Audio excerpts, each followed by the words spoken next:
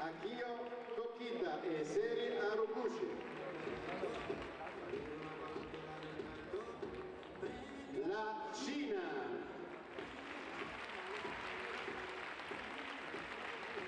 Wei Xiao Yuan e Juan Zhen. Stati Uniti d'America.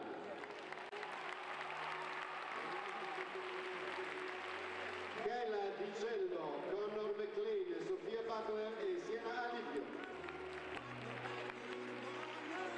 E le squadre dell'Italia.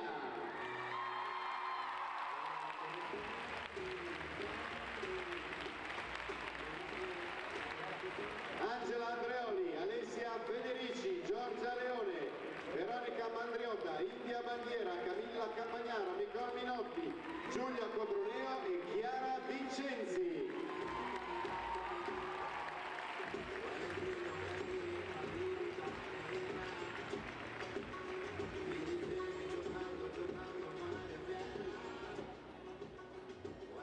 È il momento degli inni nazionali, National Anthems, per le squadre partecipanti a questa mattinata.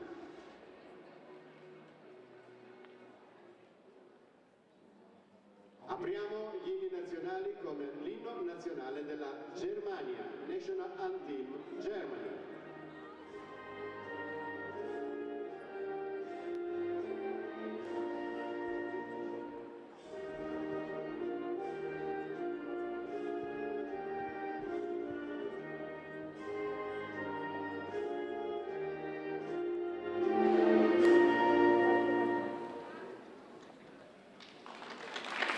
È il momento ora dell'inno nazionale del Belgio, National Anthem Belgio.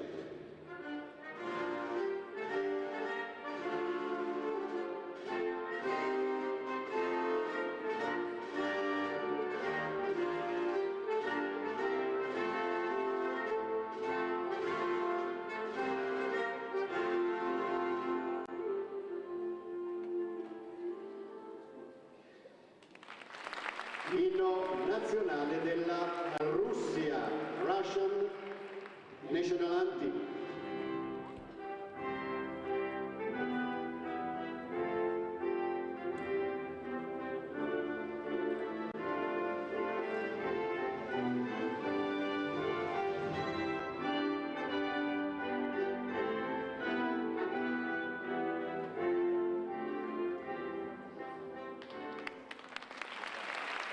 Inno nazionale del Giappone.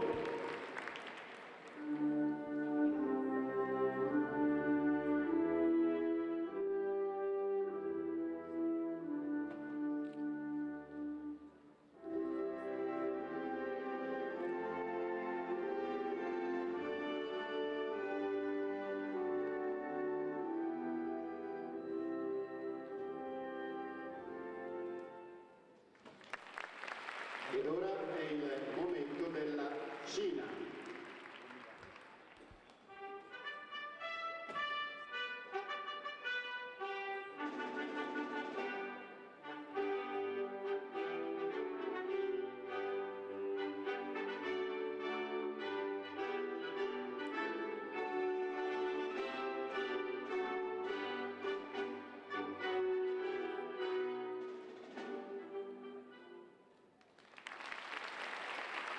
Stati Uniti d'America, USA National Anthem.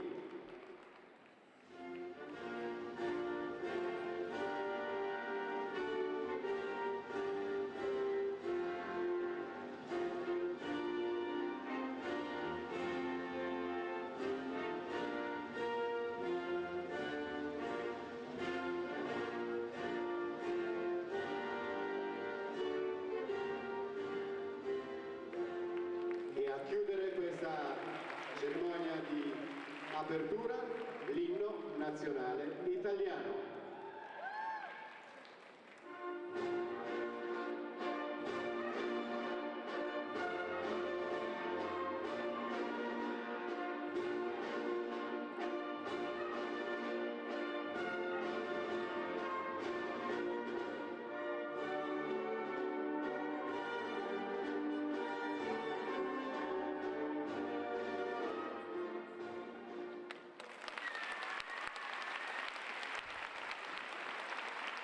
Prima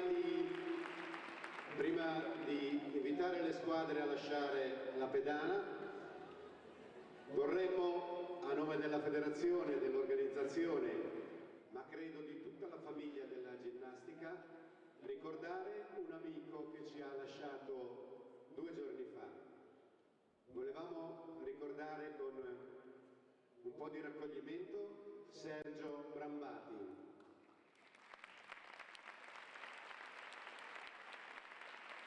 Ginnasta e tecnico anche della squadra nazionale e soprattutto legato alla propatria Milano in modo viscerale, tanto da non averla mai abbandonata durante la sua vita. Ci ha lasciato giovedì e lo ricordiamo con un minuto di raccoglimento. Grazie.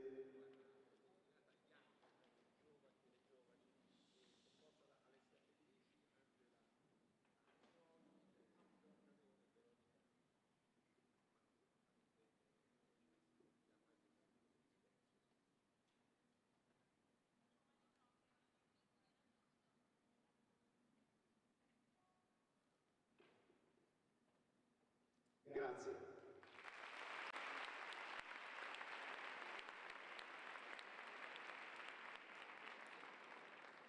Ed ora invitiamo le squadre a lasciare la pedana per prepararsi all'ingresso della prima rotazione. Toccando, mamma stai tranquilla, sto arrivando, te la prenderei per un bugiardo, ti sembrava amore ma era altro. Beve champagne, sotto Ramadan, alla TV, danno Jackie Chan, fuma narghilè, mi chiede come va, mi chiede come va, sai già come va, come va. Penso più veloce per capire se domani tu mi pregherai. Non ho tempo per chiarire perché solo ora so cosa sei. È difficile stare al mondo quando perdi l'orgoglio. Prima di far entrare le squadre per la prima rotazione, io ho cercato di essere gentile prima dell'esibizione delle nostre farfalle, invitandovi a non riprendere. In realtà avrei dovuto dire è vietato riprendere. Così come, visto che la gara è trasmessa in diretta per l'Italia su volare.it e sarà disponibile on demand per tutti gli abbonati, e siccome la federazione ha ceduto i diritti internazionali alla OTT Flow Gymnastics, è assolutamente vietato effettuare riprese e soprattutto postare video sui social. Vi raccomando ancora di non riprendere assolutamente la squadra di ritmica, perché come vi ho già detto prima, quello che vedrete anche a metà della gara di questa mattina è la prima volta che presentano questi esercizi.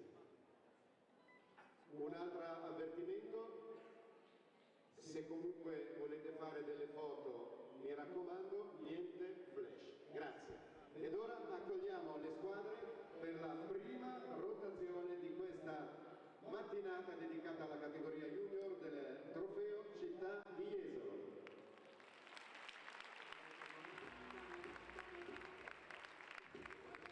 Al volteggio la Germania e la Russia. Alle parallele Belgio e Italia. Italia 1, alla trave Stati Uniti, Cina e la ginnasta italiana Chiara Vincenzi. Al corpo libero Italia 2 e Giappone. È difficile stare al mondo quando perdi l'orgoglio, lasci casa in un giorno, tu dimmi se volevi solo come se avessi avuto solo. Questa prima rotazione è divisa in 2 gruppi, quindi vedremo all'inizio la Germania impegnata al volteggio, il Belgio alle parallele, gli Stati Uniti alla trave e l'Italia 2 al corpo libero. Le ginnaste si sono presentate davanti alle giurie, quindi diamo inizio al primo riscaldamento.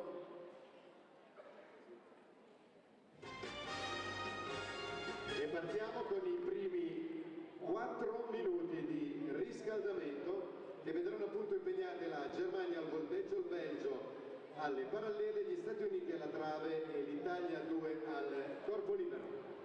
Lo svolgimento della gara avverrà con una ginnasta alla volta ed inizieremo con la trave, successivamente passeremo al volteggio, quindi alle parallele e al corpo libero.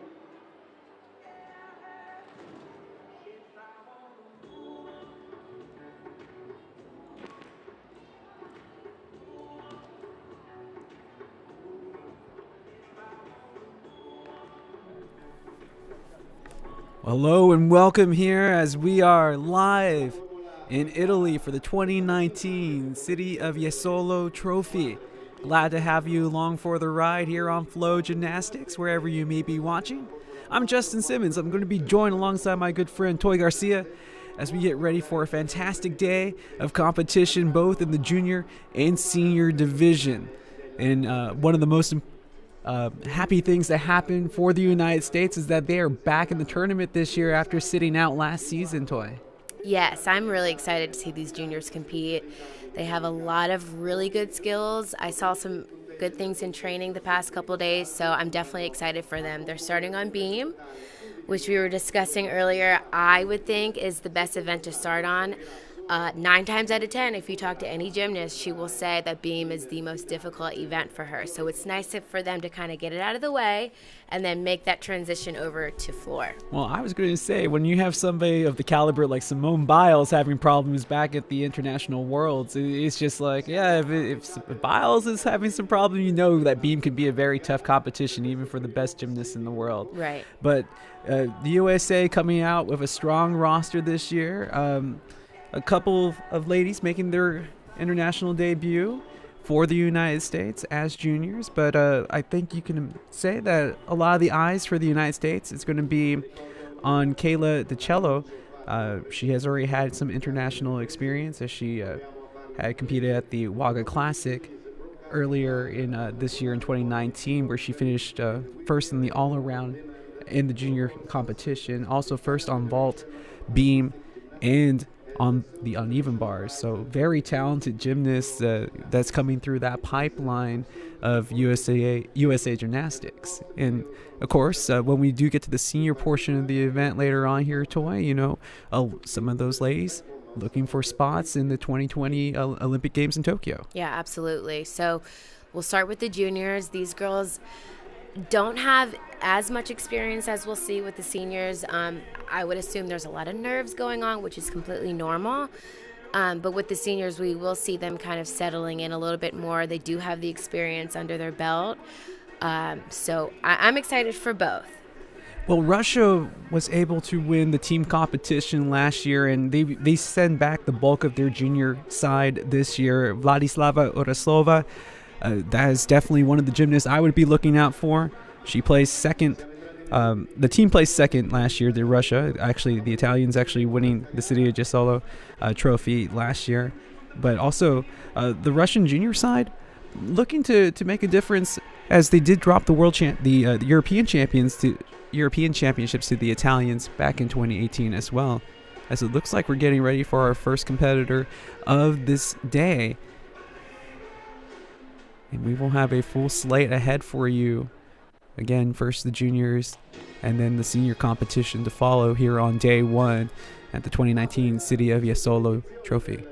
You can see her kind of getting ready, shaking out those nervous jitters, bracing herself for this event.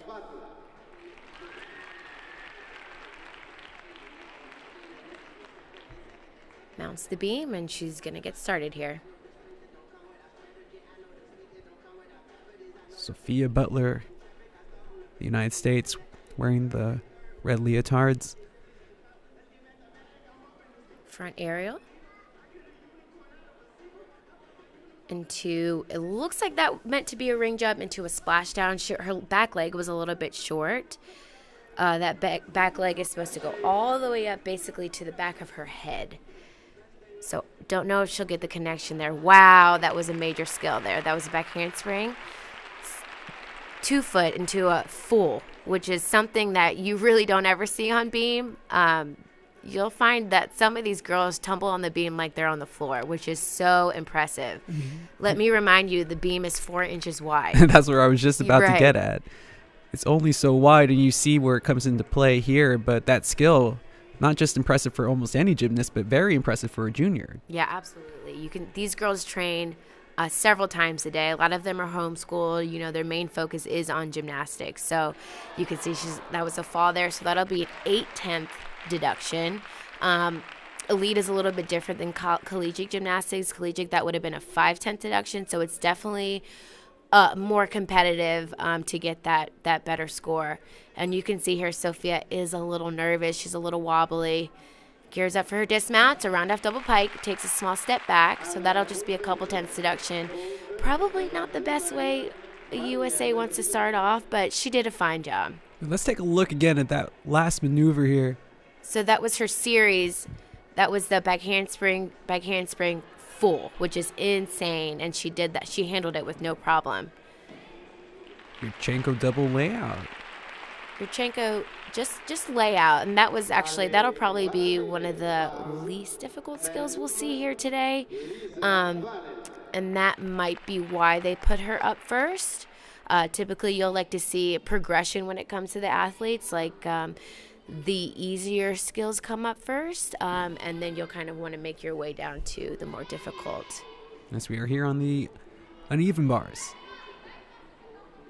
Just getting our broadcast day started here.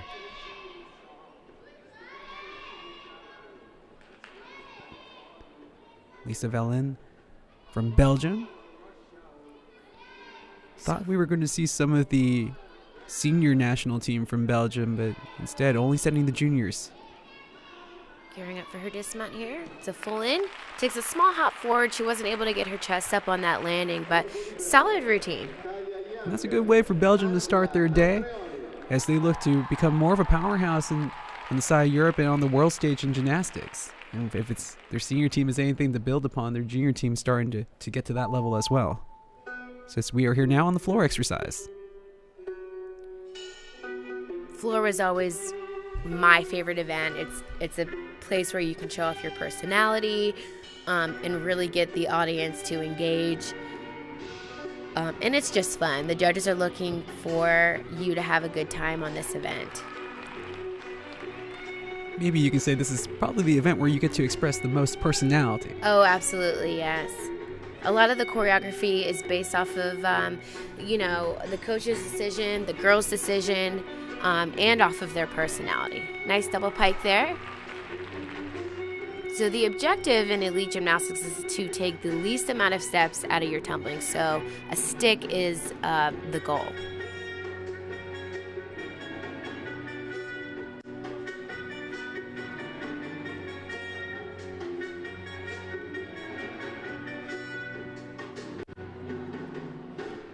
So far, very clean performance. So far, so good.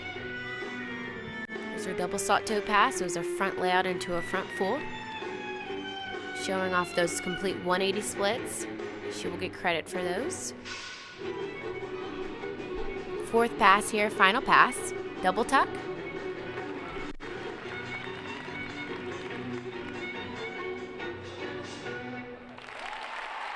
Nice job there. Very clean routine. Angela Andreoli from Italy. Just finished up on the floor exercise like you mentioned. Very clean routine by her. Nicely done.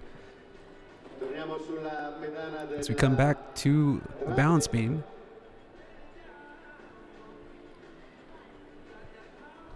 Sienna Alipio making her debut for Team USA.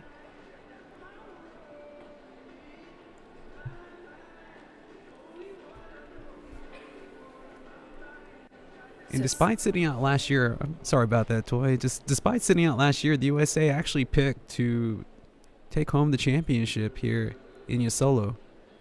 But after the first competition, or the first competitor in Butler, a little trouble on the beam. So a little shaky, but they do have the ability to drop a score. So it's the team's responsibility now to kind of finish up, because now each score will count.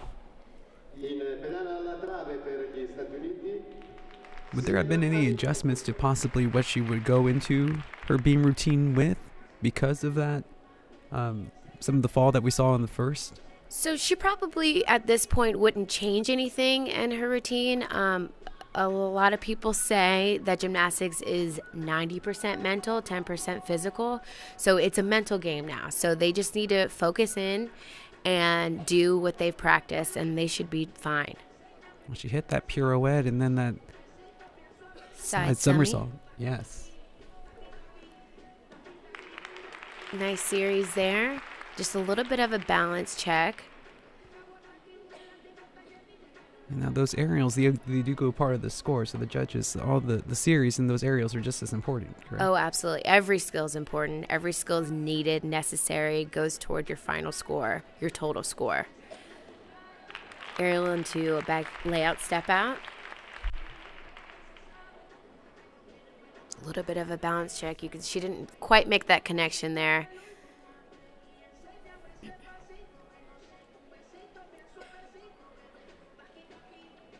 Nice split 3/4. Showing a lot of difficulty here. Gearing up for her dismount. Backhand swing low, step up, backhand swing low. 2 feet, double full, and she does stick that landing, so she'll be rewarded for that. Had just a little bit of a falter in the middle of her routine, but it was a nice save, way to stay on the beam, and that dismount, very solid. Solid dismount, a couple balance checks here and there, but she was able to stay on the beam, which is what they needed. It was a front handspring pike. We don't really see that much anymore. A lot of the girls are moving toward Yurchenkos because you can do a lot. There's a lot more difficulty there. Yes. Pretty much standard on the college level. Absolutely. That's pretty much what you see. A lot of Yurchenko fulls on the college level, but you can start from a full to a 1.5 to even a double. So that's why a lot of girls are performing that skill. Stacy Bertrand, one of the top juniors for Belgium here on the uneven bars. So far, really pretty form from her. Oh, and that was an error right there. Curse of the commentator, I'm afraid. But now she has to refocus, right, and get back into the rest of her routine to finish up here. Focus in, correct. So that will count as a fall. Moves into her major release, which is a pack salto. Toe shoot from low to high bar.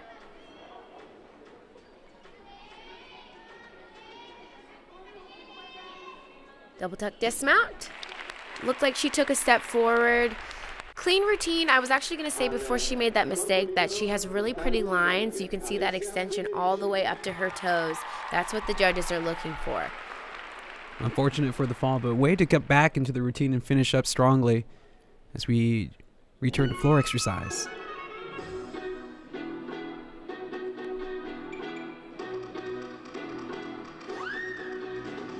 Judges are looking for a lot of energy on this event. First pass, front double full to punch front, sticks it, lands it with no problem. It's a good way to start off the routine with that landing.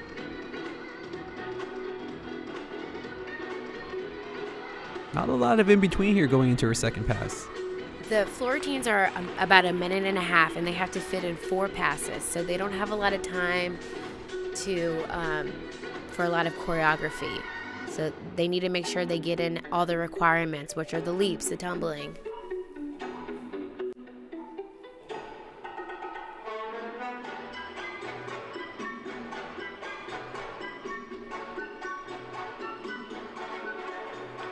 Really pretty, showing off her flexibility there in that turn.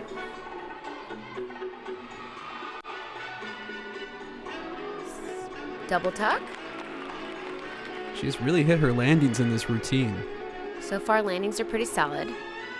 Nice 180 split.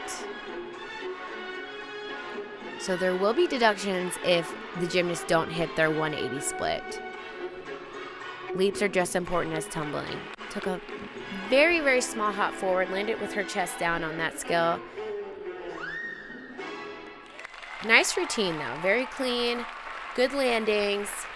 She should be rewarded for that nicely. Lots of personality in that routine. I think she really spoke to the judges with that one, and I think the score will reflect that a little later on as we get back to the beam with the United States.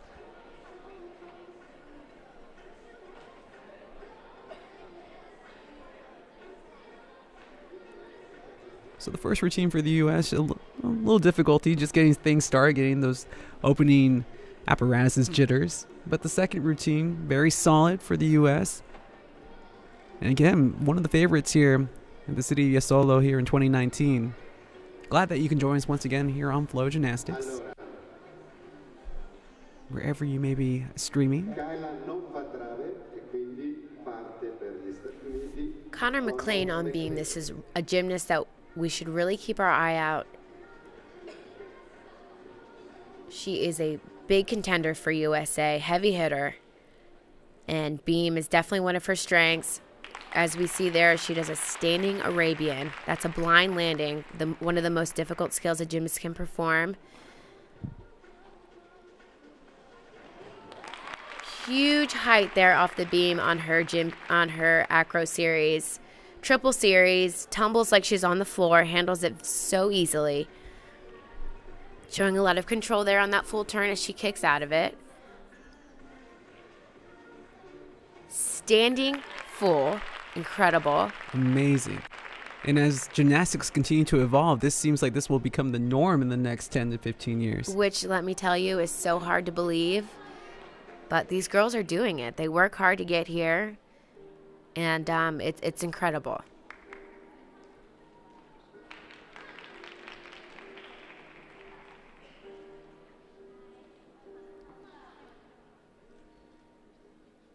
Well, it looks like the senior team is going to be in good hands with these talented juniors that we do have for the USA. Only thing left is her dismount.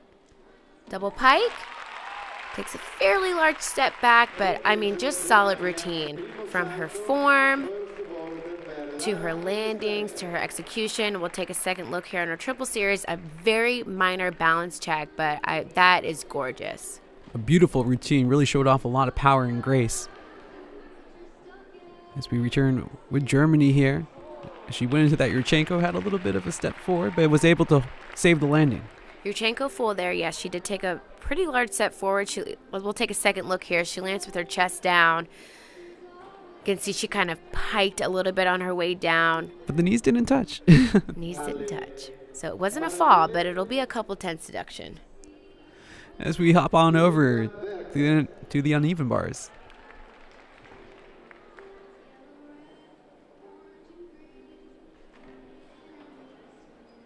And like you were mentioning last time we were here, we were talking about those sight lines, all about from the very fingertips to the toes, trying to get that silhouette. Yes.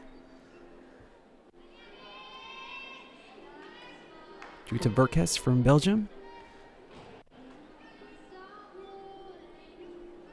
Like you just mentioned, looking at her lines here so far, pretty outstanding. The judges are looking for handstands that land right on top of the bar. So far she's done that. Huge double tuck dismount well above the bar. Eases right into that landing. Very clean routine. Very clean routine. And those toes barely separating and going into those stands. As we get back to the vault with Germany. Yurchenko layout takes a pretty big hop back.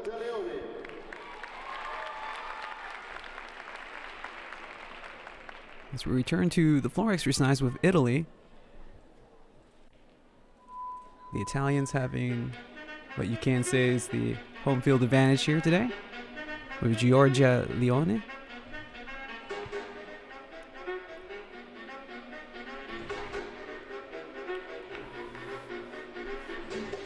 First pass here. Triple full. Almost stepped out, but was able to stay in line. And please correct me if I'm wrong, but the judge is also looking to see how close they get to that end of that square as well. Yeah, you want to have a pretty decent space between where you land and the corner of the floor. Now, if you step out, that is a deduction. But as long as you're in those lines, there's no deduction there. Okay.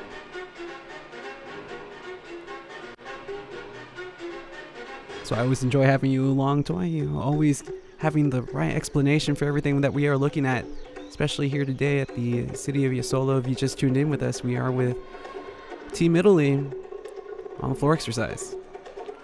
Double pike pass there. Wasn't able to stick it, but does land it well. Moving right on into her last pass. Double tuck. She does take that fall, so that'll be an 8/10 deduction. Looks like very slow rotation. Didn't really quite get that set out of her back handspring, and she does look disappointed. Yes, a little deflated there, as I think she was really hoping that she was going to stick that final landing, because she started off very strong. This is her first pass right here. That was Giorgia Leone from Italy. As we return with Belgium here on the uneven bars. Again, lots going on, so constant movement. Just in case this may be your first gymnastics meet. You just never know who may be watching. This may be your first time. We always encourage you to stick around. I think you really will come to appreciate the amount of talent that goes into and the amount of hard work that goes in for each competitor. They make the what is difficult look so simplistic sometimes. And that's the objective. That is the goal for these gymnasts, to be able to perform these skills so easily. But it's not, let me just tell you.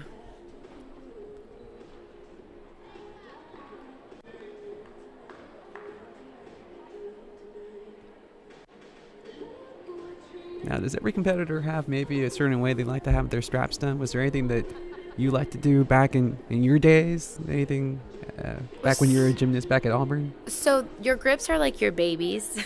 Yeah. You treat them well, because they're a part of the reason why you can perform your bar routine the way you should be able to. They allow you to grip the bar better. When I was doing gymnastics, we used buckle grips because they didn't come undone as easily. Now the Velcro, from my experience, would come undone more easily. A lot of the girls would have to wrap a rubber band around their Velcro in order to get it to stay. Well, as soon as she got set, she was ready to start her routine. But it's preference, and it looks like she's not having a problem here. Really clean bar routine from her. That was a full-out dismount. Does take that step back, so that'll be a tenth or two. But really, really nice lines, and hits those handstands, and that's what the judges are looking for. Jutta Verkekt from Belgium, as we are back to floor exercise here with Italy. Again, we did have some last-minute changes. Romania deciding not to send their squad. Belgium keeping their seniors at home, only sending the junior side. But still plenty of elite-level competition on hand throughout our coverage. Double tuck first pass.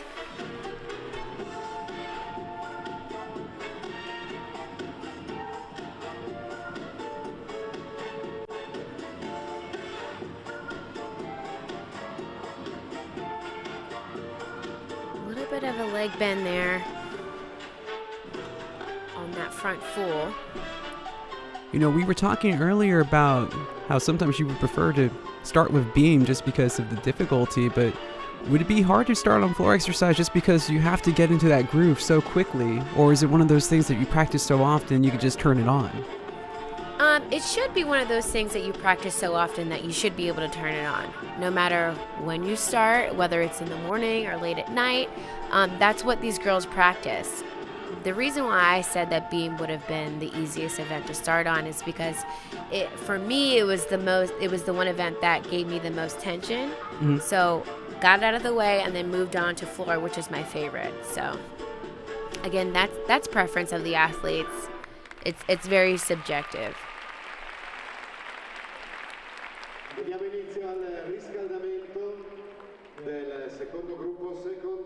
look at some of the highlights here. This was her first pass in great air.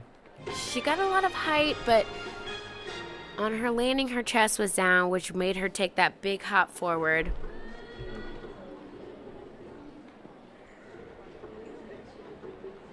Wow. Really nice series there from USA. As we take a look at some of the highlights that have just transpired here at the City of Jesolo Trophy 2019, again on Flow Gymnastics. Glad that you can join us as we have just dived into the first rotation. USA starting on beam, Belgium on even bars, Italy on the floor exercise, Germany just finishing up on vault.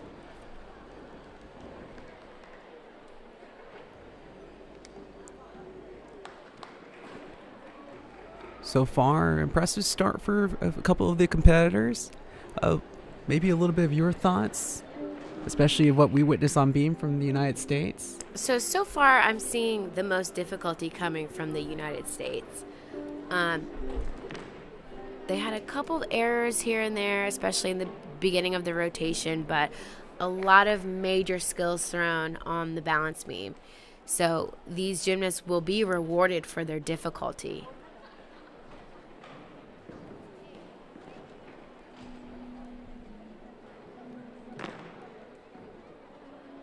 Yes, you spoke about Connor McLean, and it seemed that she just was ready to throw down on beam. Nothing was held back. And again, one of the most interesting aspects that you've brought up is just how some of the competitors are starting to just perform, as you'll see here on the highlights, making it look like they're on the floor exercise. Absolutely. And here's Connor right here throwing her triple series. I mean, just feet above the beam on that layout there.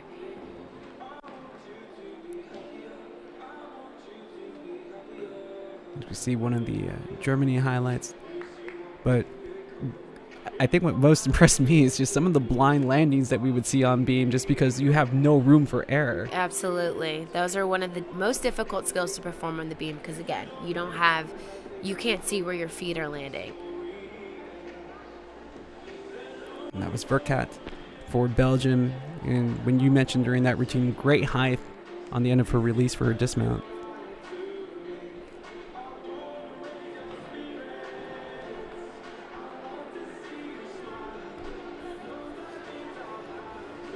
Not as much difficulty on vault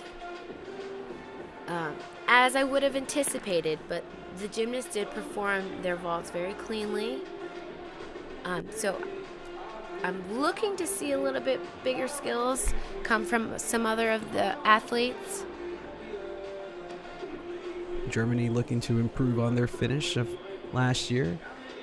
Junior-wise, I mean, the United States has had great success, but it was Italy who was able to take the trophy last year in the junior division. However, all those juniors are now competing as seniors for their first time. So it's a new crop of Italian gymnasts coming through to see if they can defend the trophy this year here in Jesolo. Russia looking to take the top spot, and they return the all-around champion in Vladislava Orasova. And we'll see Russia coming up here in just a little while.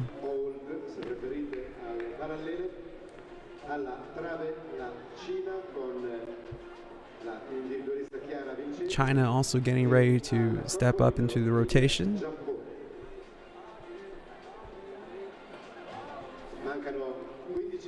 But we're going to pull away, and we'll take a quick break, and then we'll come back with our second rotation here on Flow Gymnastics.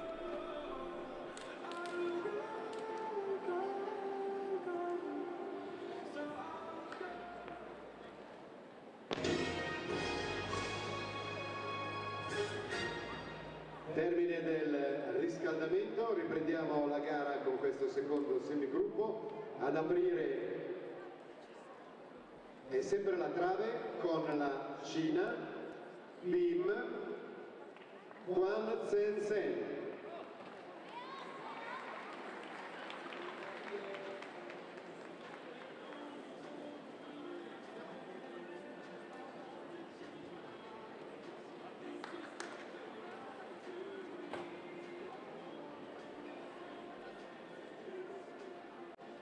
Welcome back to the 2019 City of Jesolo Trophy. Glad you can join us here on Flow Gymnastics. Justin Simmons alongside Toy Garcia, as we have China on the beam.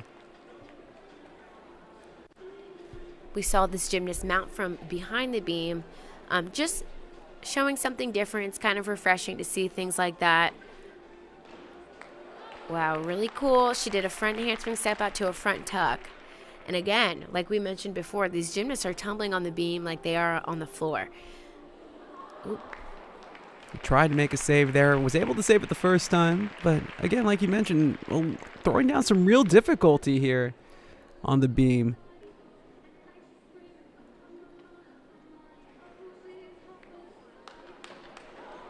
There's another fall there. That's too bad.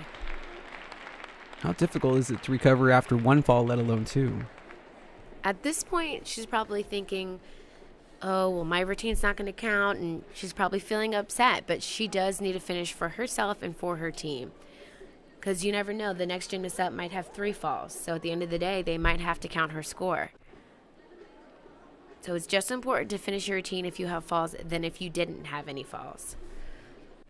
So we get ready for a dismount. Round off double pike.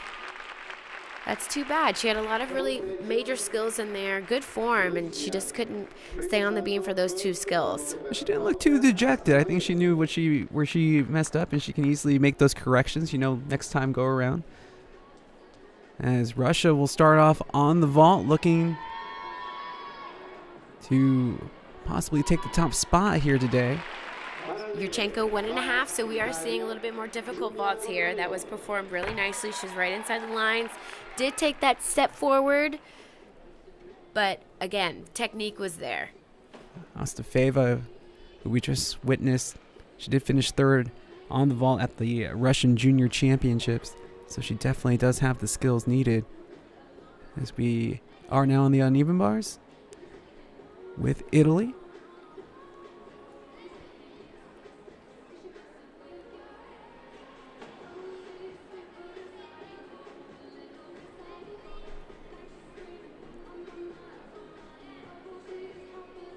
A lot of pirouetting here on the high bar before she gets ready for her dismount. Double tuck. Takes a couple hops forward, but nice start for her. Nice start for her team. Giulia Cotroneo, who finished 10th all around in the 2018 Italian Championships. A little bit of a stumble there, but looking to bounce back after in the next rotation. So we get back to vault. Beautiful Yurchenko full, well above the vault. Judges are looking for distance and height off that table. Definitely got the amplitude off the block. So we now jump on to the floor exercise. Seriha Gucci for Team Japan.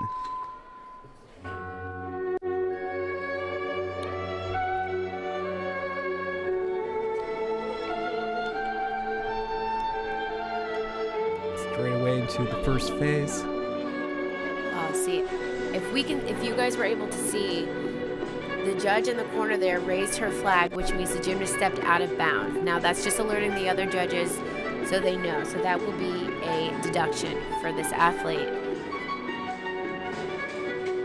Would you say it's sometimes better to have that issue early in your routine or possibly later in the routine? Would this give her a chance to kind of bounce back and try to make up for it? I would say it's not good to have that issue at any point in your routine. Of course. But if you had to have it, if it had to happen. If it had to happen, I would say at the very end. Because it's not something you're thinking about during your routine.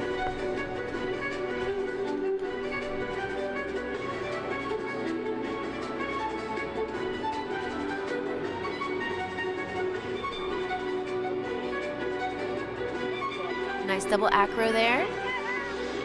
Every athlete's required to have that.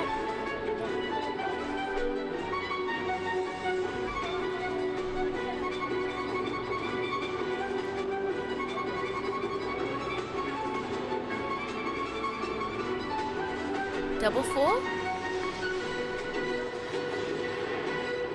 And finishes nicely.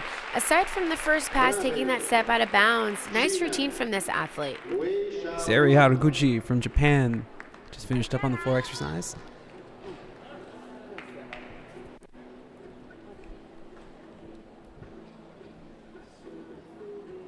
So we are back to beam. Another mount from behind the beam. Wei Xiaoyong for China. Starting out impressively. Nice triple series there. We are seeing a couple balance checks from these athletes, specifically on beam on their triple series.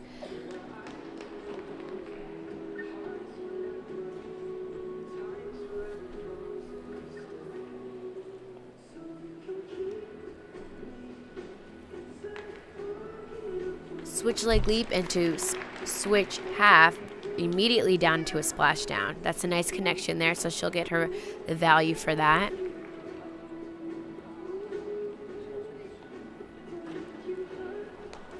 Really nice switch ring. That's another blind landing we were discussing earlier. And she won't get credit for that unless her leg is all the way up by her head.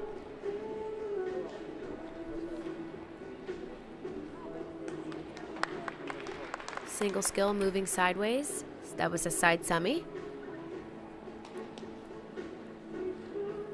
All gymnasts are required to have directional change on these beam routines. So whether it's a single skill moving backwards, forward, or sideways. 2.5 dismount there.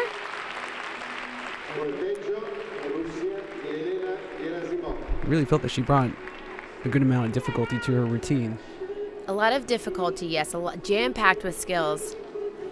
Elena Gerasimova for Russia on the vault. Again, part of that team that did finish second here last year. Yurchenko full, finds that landing, sticks it.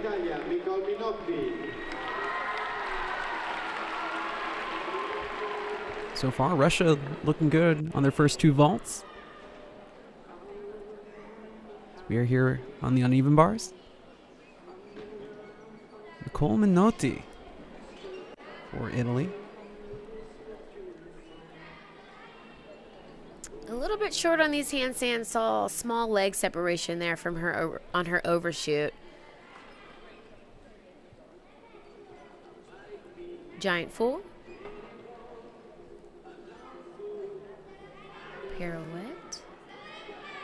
Into double tuck dismount. Takes a few steps forward. Again, another blind landing there. I mean, that has to be the most difficult part about it, is just because you don't know how your feet, where you're going to necessarily be in the air. You just have practiced it so often. Absolutely, and that's where practice comes into play here. Nicole Minotti finished 17th all around at the Italian Championships. We just witnessed on the uneven bars. Akio Tokati for Japan.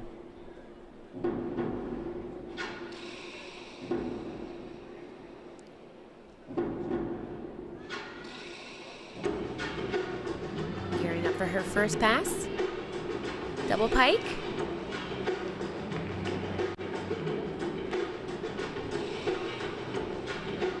So as we mentioned at the beginning of the broadcast, these are our juniors, so they don't have as much experience performing in these big competitions.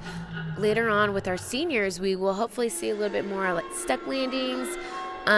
Skill level is great here in our junior session, but you'll just see a couple small mistakes here and there that we probably wouldn't see in the senior session.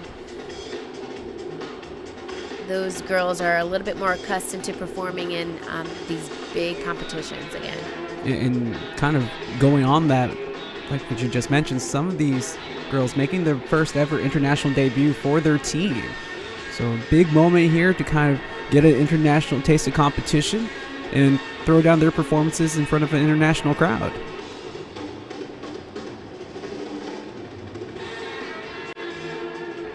A lot of first-time jitters running through their mind, but a lot of these girls are handling it very well.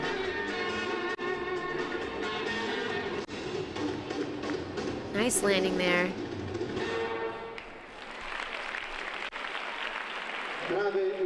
Akio Tokita from Japan. Really nice routine on the floor exercise as we get back to beam and showing off the strength and balance straight away. Absolutely. So that was a press handstand. That does show off a lot of strength. A lot of girls will start off doing that as a mount and find that it's maybe just not worth it. But it's really refreshing to see someone do that. It does require a lot of strength and balance, like you mentioned. And we will see a lot of different competitors for Italy. They do have a lot competing here today. Chiara Vincenzi, currently here on the beam.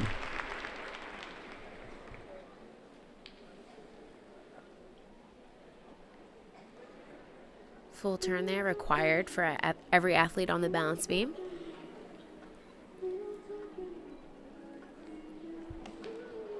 Another side semi.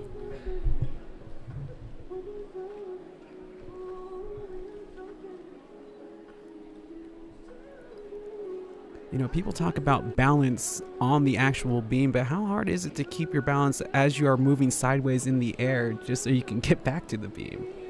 I would think that sometimes your equilibrium might get thrown off where you end up more diagonal than necessarily sideways. Right. So that, again, just comes with practice. A lot of the times when these gymnasts are getting new skills, they will start off on the floor on a line to kind of get their bearings and their footing, literally. And then they'll transition over to maybe a lower beam and then finally finish on the high beam. So, there's steps, there's stages to get to where they are. That was Chiara Vincenzi for Italy that we just witnessed on the beam as we got back here to vault. Just a little jumped in straight away. So most difficult vault we've seen today so far, that was a Yurchenko 1.5. We do see just a tiny form break. She pikes it down just a little bit, doesn't get that height as much as she needs to get that twist completely all the way around. You do see that she lands with her chest down and does have to take that small step back. And she might have even stepped out of the lines, so twisted a little bit too early off the table. But again, most difficult vault we've seen so far, so she will be rewarded for that. Yes, we are back here to the uneven bars.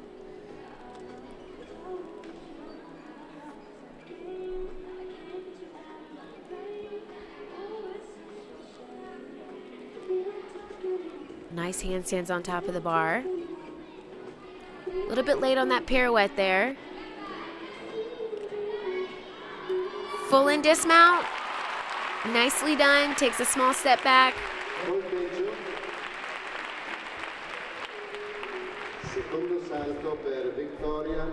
As we get back here to vault. Again, we'll just be jumping around throughout the competition.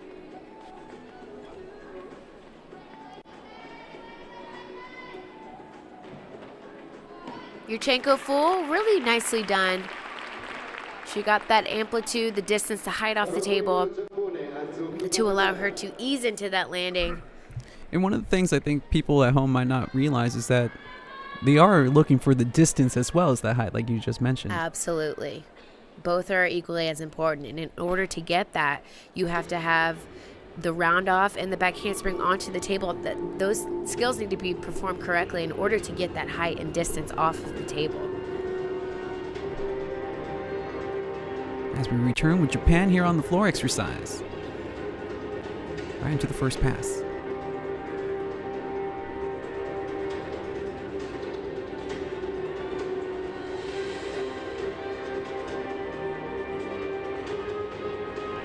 Nice 2.5 twist to a punch full.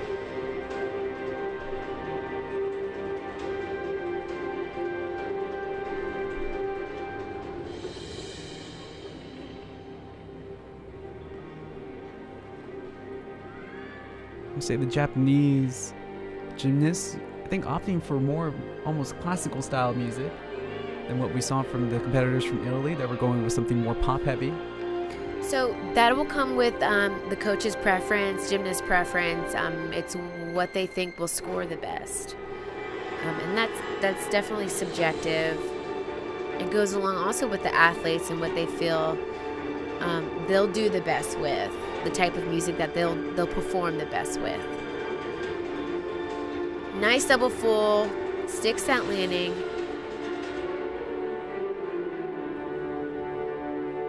And finishes strongly.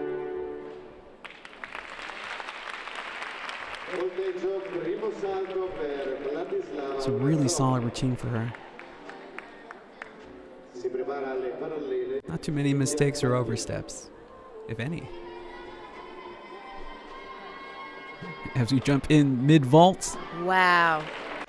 Too bad she couldn't get that landing because that vault was massive. That was Yurchenko double full, sky high. And there's Vladislava Urasova for Russia. Definitely one of the junior competitors that you have to watch. She should end up on the podium today, but she is hoping for the top spot. Really try to show off her skill on the vault. India Banderia for Italy.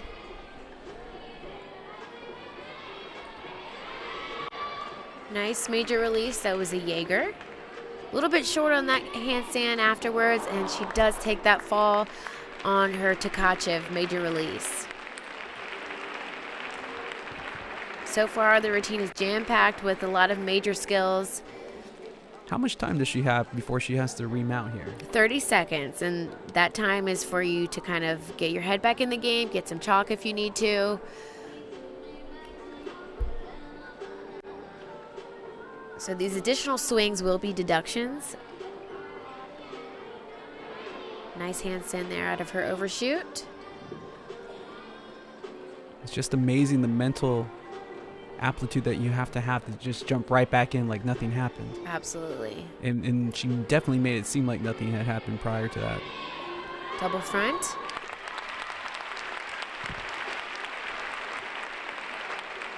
That's too bad. That was a really nice routine. That fall really costing her on what was otherwise well put together. So we're back here on vault. Wow. Almost a perfect landing. Sky high, Yurchenko full. Sky high. And again, this is just the junior portion of the competition, so to be able to throw out that skill, especially to get that height, really impressive.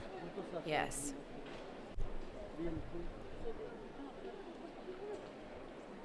Shiyanaki Hatakeda, third Japanese competitor here on the floor exercise.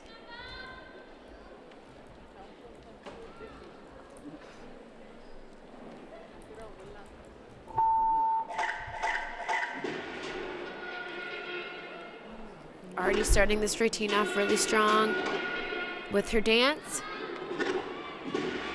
First pass, double tuck. Has a lot of energy out of that. Take that bounce back.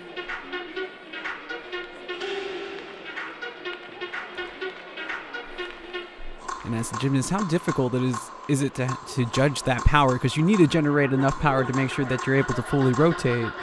Absolutely, and again, just practice. A lot of times you'll find, though, when they get into a competition setting and there's a lot of people watching, unfamiliar faces, you're getting a score this time around, you're a little bit more juiced up than normal, so you do have to remind yourself to kind of settle in and do what you train.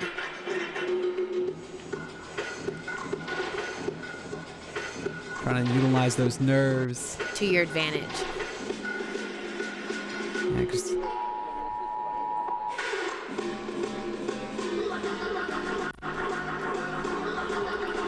So far from what we have seen here from Hatakeda is lots of power, just trying to have some issues trying to control it and keep those landings clean. Let's see how she will go on this pass. 2.5 punch front, sticks the landing. Nice job from her. Little powerhouse.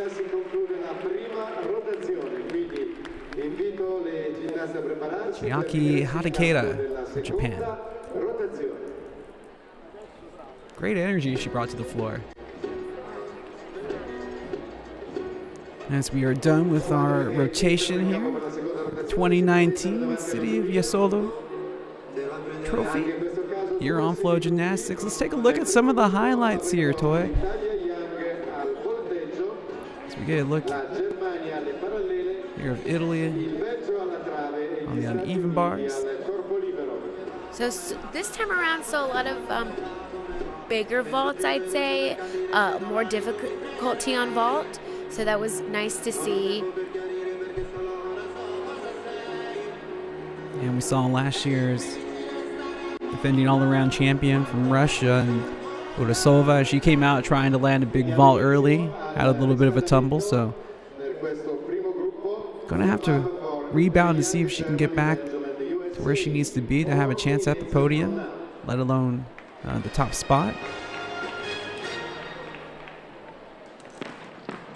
We've seen what Connor McLean can do for the United States on the beam. Kayla Jesolo, another competitor for the United States that is being picked to finish on the podium. But Italy, they have shown that they have had some strong gymnasts in their junior program in the past that have now jumped up to the senior division, so they will definitely have a couple of competitors that could possibly be in a position to finish on one of the top 3 spots. Yes, looking forward to that for sure.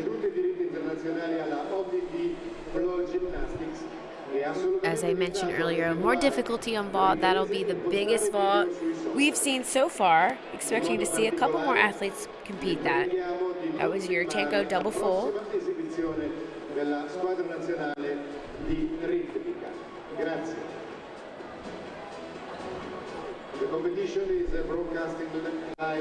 So a lot of hit handstands on the bars, a lot of major skills, jam-packed routines.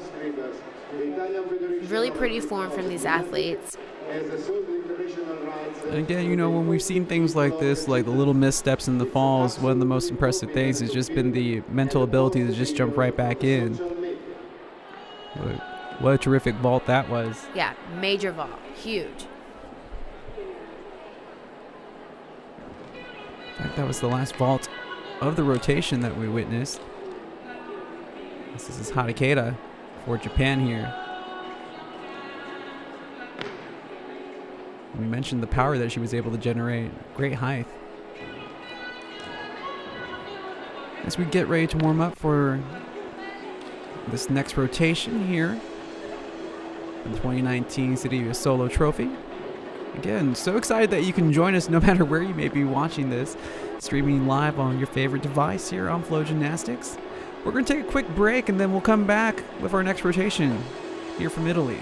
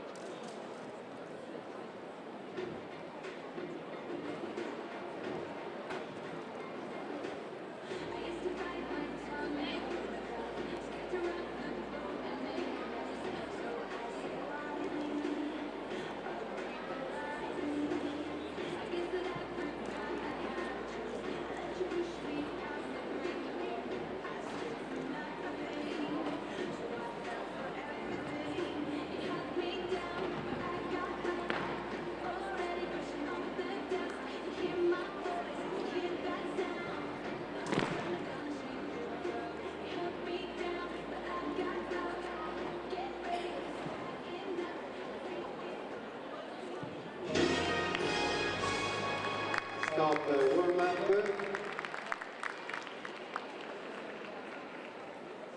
Trave, Beam, Belgio, Lisa, Thailand. Volteggio, Italia. Welcome back to the 2019 City of Jesolo Trophy here on Flow Gymnastics. I'm Justin Simmons alongside Tori Garcia, former Auburn gymnast. As we are into our second rotation here with Belgium on the balance beam, Lisa Valen, currently competing for Belgium. So it's interesting to see each team will kind of bring something different to the table for each event. A lot of the last rotation we saw, they mounted from behind the beam. This particular gymnast started was showing a lot of her flexibility. Even from the acro series. That was a back handspring, back tuck. In the first rotation, we saw a lot of triple series, a lot of even twisting layouts. So it will be interesting to see how this team comes and either does the same thing or maybe something entirely different. So far, they've been doing something different. Now, we have had essentially double rotations for the first true rotation. So this is the second true rotation of the competition here. Correct. So round off 2.5. Not as much, like I mentioned before, not as much difficulty. So it'll be interesting to gauge how each team, the level of difficulty on each event. We hop on to the uneven bars with Germany.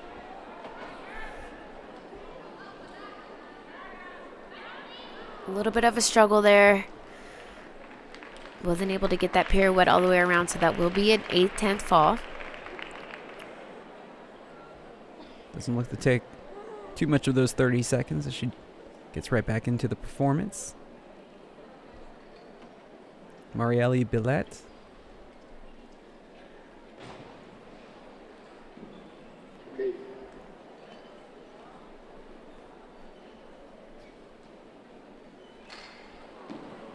So interesting skill there. There was a stolder into a front tuck half. Way to bounce back for her as we now are on floor exercise.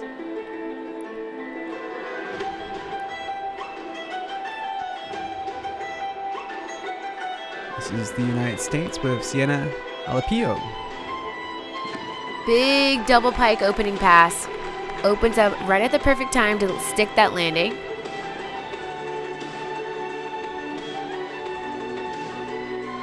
Double tuck. Really clean on the first two passes for her.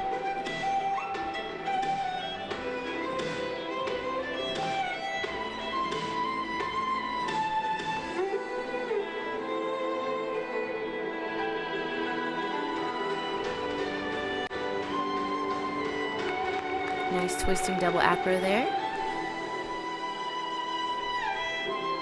And out of all the competitors we've seen this far, it seems she's really synced up with her music really nicely. Showing off a lot of flexibility, creativity.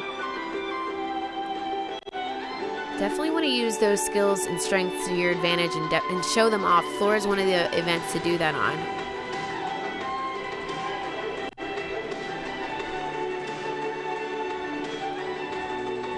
Two and a half twists, moves right out into a skill to avoid any additional steps. Finishes really strongly. Really nice opening routine for USA. Sienna Alapio, she's so far she's had a good start to her day, both on both on beams and here on the floor exercises. We are now back to beam.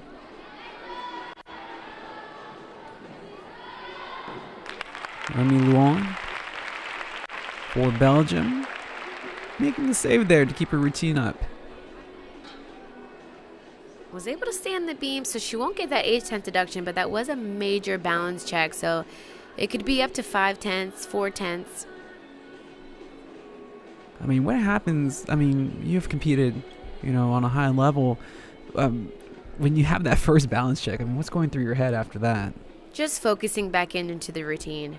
You have to forget the error you just made and finish strong for yourself, for your team. Nice double pirouette out of the squat position.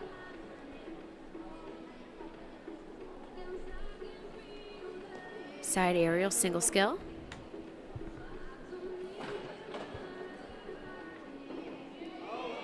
Saves another potential fall there.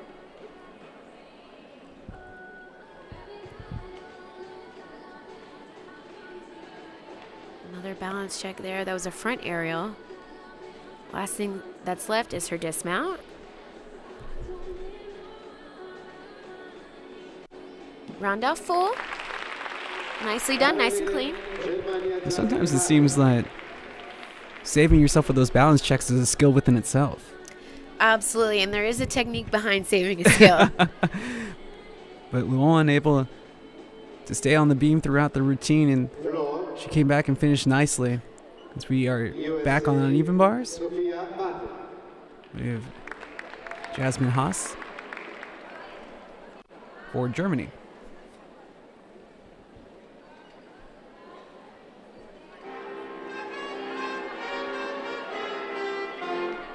Nice major release there. That was a Jaeger. A little bit of a struggle there, almost on her pirouette. Giant full. Same dismount we saw from the gymnast prior. Nicely done. As we are back to the floor exercise with Team USA and Sophia Butler. Sienna Alapio. Wow, huge full in pike position. Stick set landing. Butler's teammate in Alapio had a 13.2 earlier. Here at the floor exercise. Like you mentioned already, showing off some great skill here for Sophia Butler.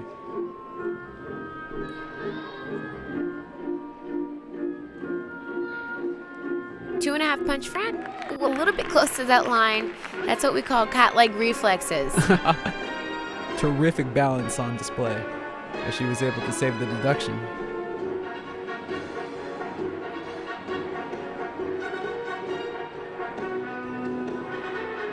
A lot of energy so far from these gymnasts, really getting into their music. Third pass. Whip into a double pike.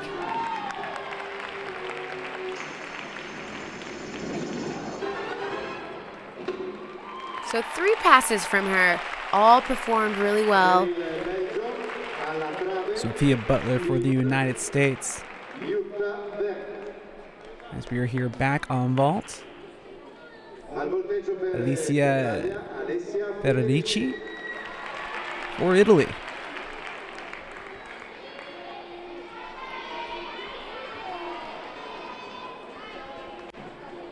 So Yurchenko full. Landed a little bit short. You can see she landed with her chest really down, landing in that squatty landing. Had to take a couple steps to the side. You can see there she broke her position there. Almost fell, actually. Was able to save it. Does take those couple steps to the side, so that will be major deductions there. I really thought she was going to get the rotation she needed, because she went in with some really nice power before she even hit the block. Right, and vault is definitely about the position that you are on the horse. The angles of your shoulders, you definitely want to get up closer to the edge of the horse, toward the front end with open shoulders. That's really going to allow you to have that big block and give you height and distance. You know, I wanted to ask you, because as we have seen, the Germans, they tend to be the tallest of the competitors, and we saw a little difficulty on trying to get to that handstand a little earlier with the last competitor for Germany in Haas. I was going to ask you, is that something that just the taller competitors have to deal with? So bars, if you're taller, it's just a different type of swing that you have to get used to. If you're a shorter gymnast, you don't necessarily have to have the right shapes, just because you can swing very flatly in between both bars and not hit your toes. Now, if you're taller, you definitely have to have those shapes in order to tap below the bar and to get around. Now, it doesn't necessarily have anything to do with your handstands on top of the bar. That's more of a technique. But if you are taller, it's a little bit harder to be a gymnast. It's the law of inertia, right? Yes. So if you're smaller, it's easier to flip around. Connor McLean for the United States, really strong off of the beam and starting off strong here. Really pretty position on that double layout there. Her teammate Sophia Butler finishing with a 13.433. Too bad she stepped out of bounds there.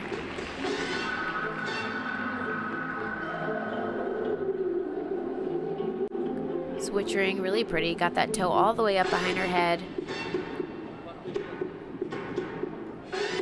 But I am sad to say that Kayla Jesolo, she has been scratched from this event. I think she'll be scratched for the foreseeable future here for the United States going forward. So that means that USA is going to have to count every score that they put up. They no longer have that fourth gymnast to score to drop.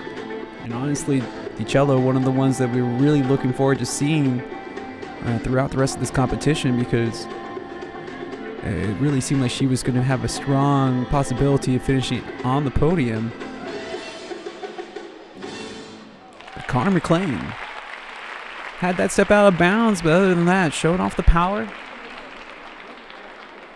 And again, the personality with the music really matched up well here for the United States. Really pretty leap series. Like I mentioned earlier, the leap series are just important as the tumbling passes.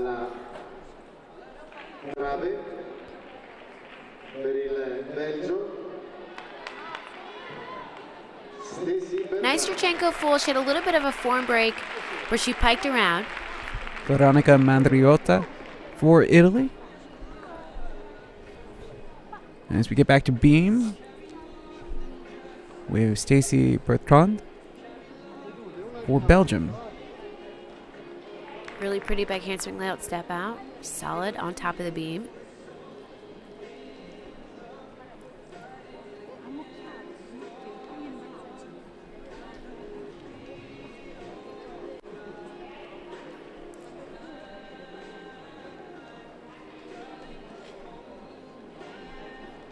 Side aerial, single skill. Moving down to the beam. Every athlete, gymnast is required to go down to the beam in some form or fashion. At the top 12 Series 3 earlier this month, she did take the silver with a 12.6 here on this very, well, a 12.05 on this apparatus, excuse me. Back tuck, single skill.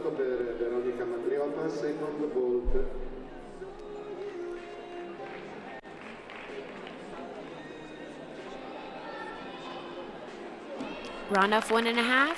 So not that much difficulty on that event from this particular gymnast, but everything was really solid. Very little form breaks or execution errors.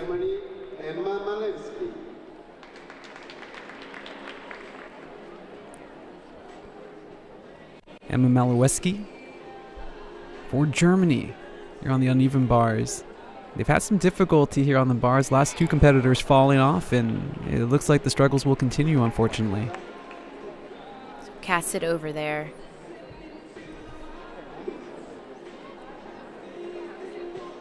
Again, having to just jump right back in. So that was a shaposh. Down to a pack salto. A lot of the times you'll not only see one major release from these elite athletes, you'll see two, sometimes even three. And there's the third one right there. That was a Jaeger.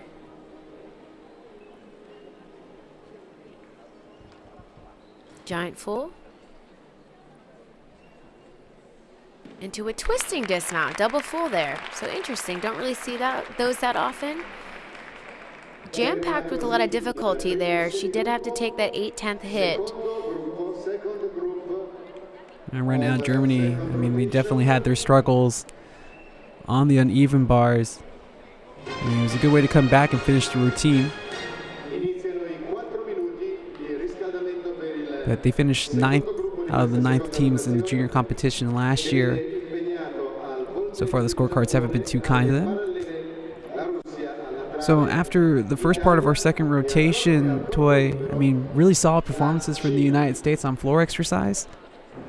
And Belgium, as you see here on beam, I think they had a couple of competitors that were pretty impressive as well.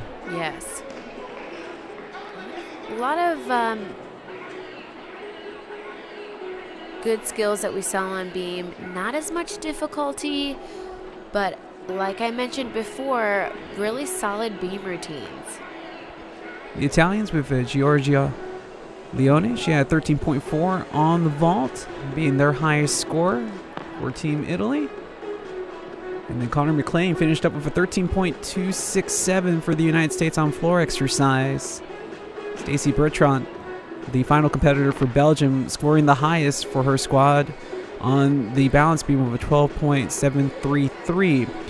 We'll get ready for the second part of the second rotation here on Flow Gymnastics. We'll be right back with more here from the 2019 City of Jesolo Trophy here in Italy.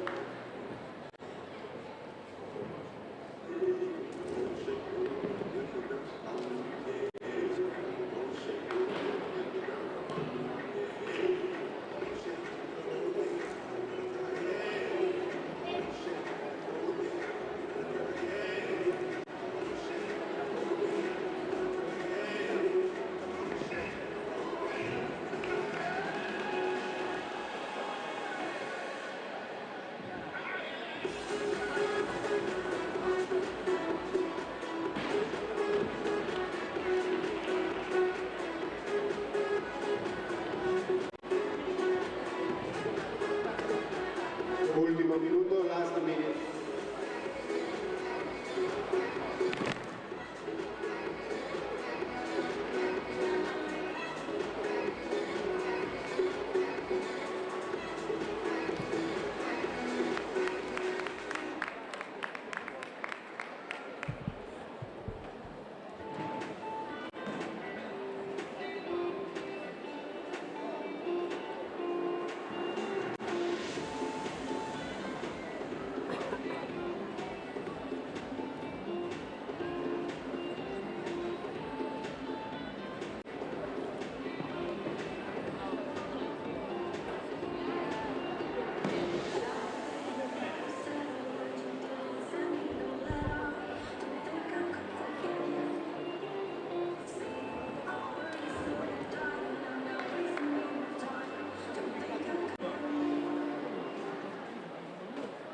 Stop, warm up. Bienvenuto, everybody. Welcome back here to the 2019 City of Jesolo Trophy here on Flow Gymnastics. I'm Justin Simmons alongside Toy Garcia. Glad you can join us wherever you may be watching. If you're watching in the States very early this Saturday morning, is Giulia Cotronero for, I was going to say Italia, but for Italy, same country, competing here on the beam.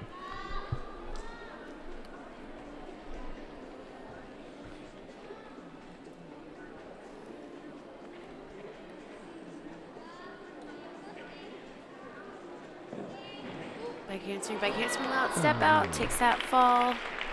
Like you mentioned earlier, it's an art form just to try to save you from those balance checks. Was almost able to rein it in, just a little too much momentum there.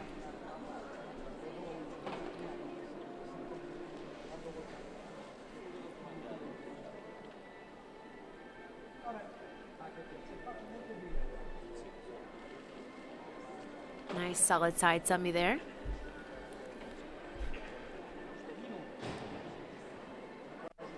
And I have to admit, to more of like maybe the novice eye, I really feel that those side somersaults were just aesthetically pleasing because they just look so difficult.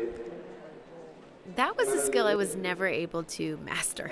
Side somersault? Yes, I tried it, but I was never really able to get it. It just looks like the starting angle to get yourself sideways would just be awkward. Dismount here. 2.5. Too bad for that 8/10 fall, because that was a nice solid routine. And the dismount was definitely strong. Take a second look here. Right here when she wrapped her legs, I thought she was going to be able to save it. Looks like she dropped that left shoulder down. Per la Cina. A little sideways on her dismount, but I mean, the landing was solid. Landing was solid. So when you see a gymnast, when they're twisting and they land a little bit off center, it's because they started the twist too early. This will be China on the floor exercise, Guan Chen.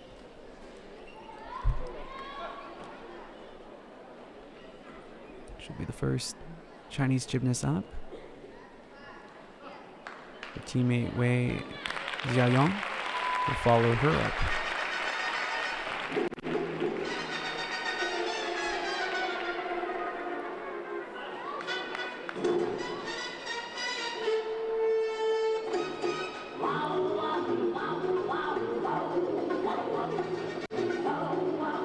Double Arabian first pass. There's that blind landing again.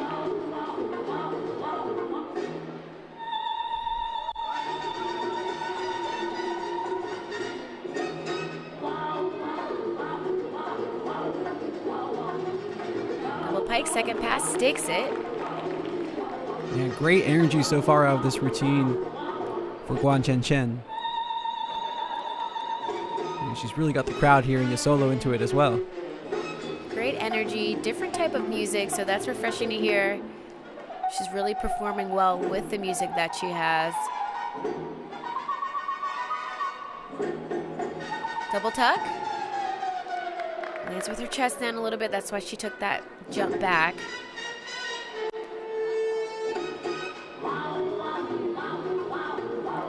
One more pass left.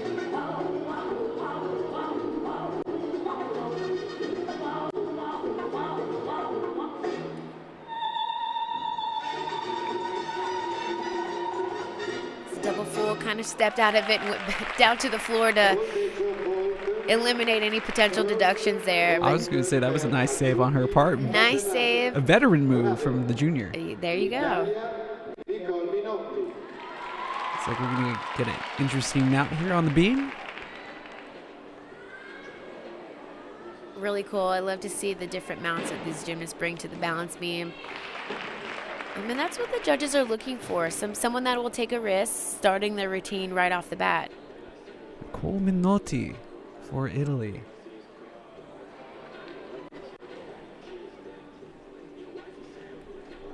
Definitely nothing wrong with taking a risk, especially if you know the judges are going to reward you here later on. Because so far, I was just about to say so good until that fall. Looks like that was meant to be back handspring step out, back layout step out, and then another back layout step out. She kind of threw it off to the side.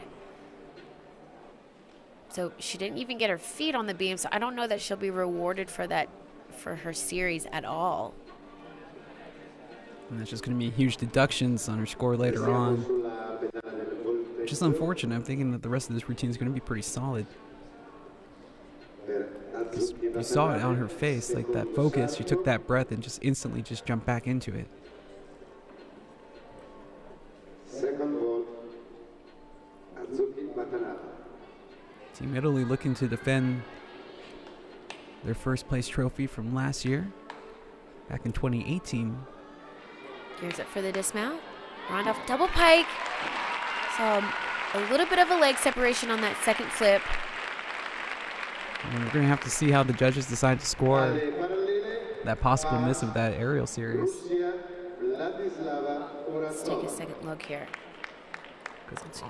Threw it off completely to the side of the beam. But there's a good chance she'll get credit for the back handspring layout step out, just not for the triple series.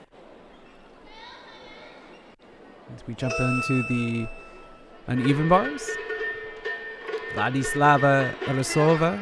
So that was a nice connection we just saw there. She did a chapage into immediate pack salto. Last year winner in the all-around here in Jesolo. She did not place in this event though last year, so this was her weakest event in Jesolo last year. Wow, another nice connection there. Giant full into twisting double back and sticks the landing nonetheless. Well, she had some trouble on the vault, but that was a really nice way to get back into the competition with that performance on the beam, or excuse me, uneven bars, as we jump back to the vault here.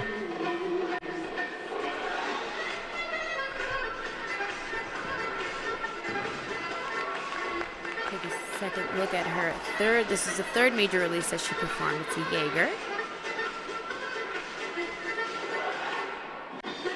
It looks like we're ready to go here.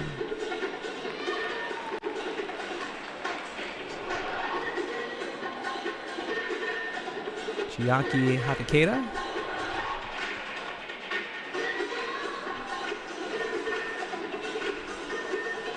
Watanabe, her teammate, just had a 13.567 on this very apparatus here in rotation 2.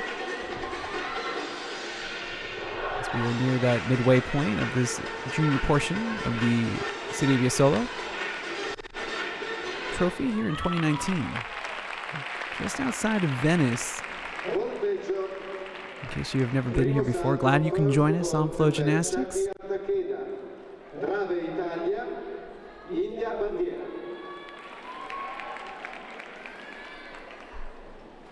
So Hatakeda getting a nice introduction before he takes the runway. Yurchenko 1.5.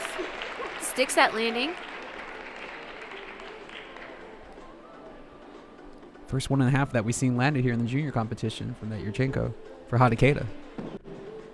Thinking the judges should reward her nicely as we're back here on the balance beam. India Banderia.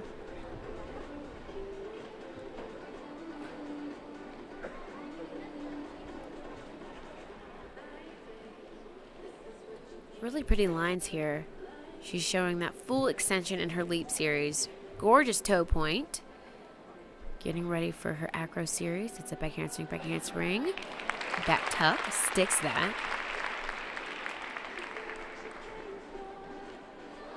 Balance check there. That was a side aerial. Wasn't supposed to land to the side like she did, but was able to save it. Secondo salto al volteggio per Chiaki Hatakeda. Her two previous teammates, Cotonero at 11.83 here on the beam. Minotti 11.9. So little improvements for each gymnast for Italy. Let's see if Banderia can keep it up.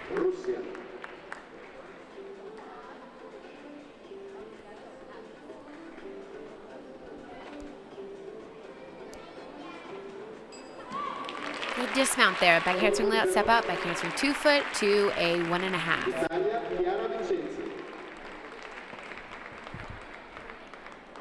And now we jump back to the floor.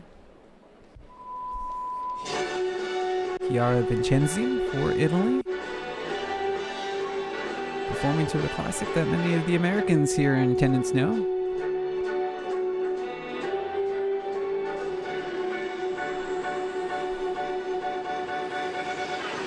little bit of a remix there. Yeah. Nice double pike opening pass. I think that's the one thing about the floor exercise that is so cool. It really does get the whole arena's attention into it, regardless if you are a well-seasoned gymnastics watcher or just somebody that's just watching for the first time. It's hard not to be enamored with what's going on the floor. That's right, and floor is an event that's fun for the gymnasts and fun for the crowd. I mean, that's the one event that I remember, I look forward to. And competing at Auburn, that was the one event that the crowd would get so engaged and so enthusiastic. And just hearing them cheering you on and rooting for you and getting into it really gets you going. And that a little bit of adrenaline, it can be helpful. Sometimes it can be hurtful, maybe a little too much power, but it seems that most of the gymnasts have been able to harness it well here. Double tuck. And the judges are looking for these athletes to have a good time. That's what floor is about. Having fun, showing off some strengths, and just dancing along well to your music that's been given.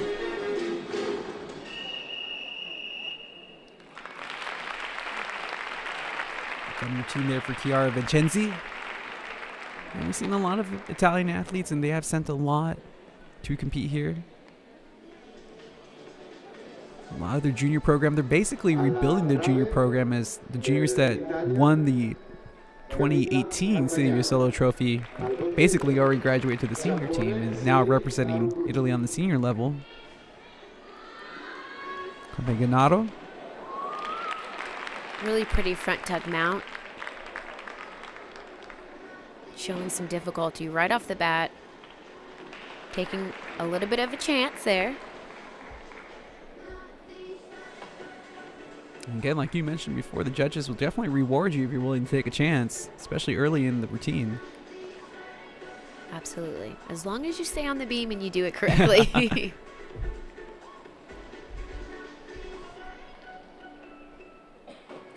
So it's interesting also to see how some of these gymnasts will create their routines. So a lot of the time I remember that I like to get my acro series out of the way. She kind of did other skills before. As you saw, she did her mount, obviously. That's the first thing that comes. And she did a full turn. She did her leap series all before her acro series. A lot of gymnasts like to get their acro series out of the way right off the bat and then kind of dance, do their single skills, and then move on to their dismount.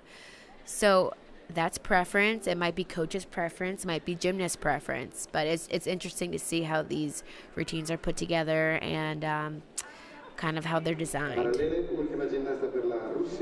That's some terrific insight, because something I think a lot of people wouldn't have necessarily given a lot of thought to here on the dismount.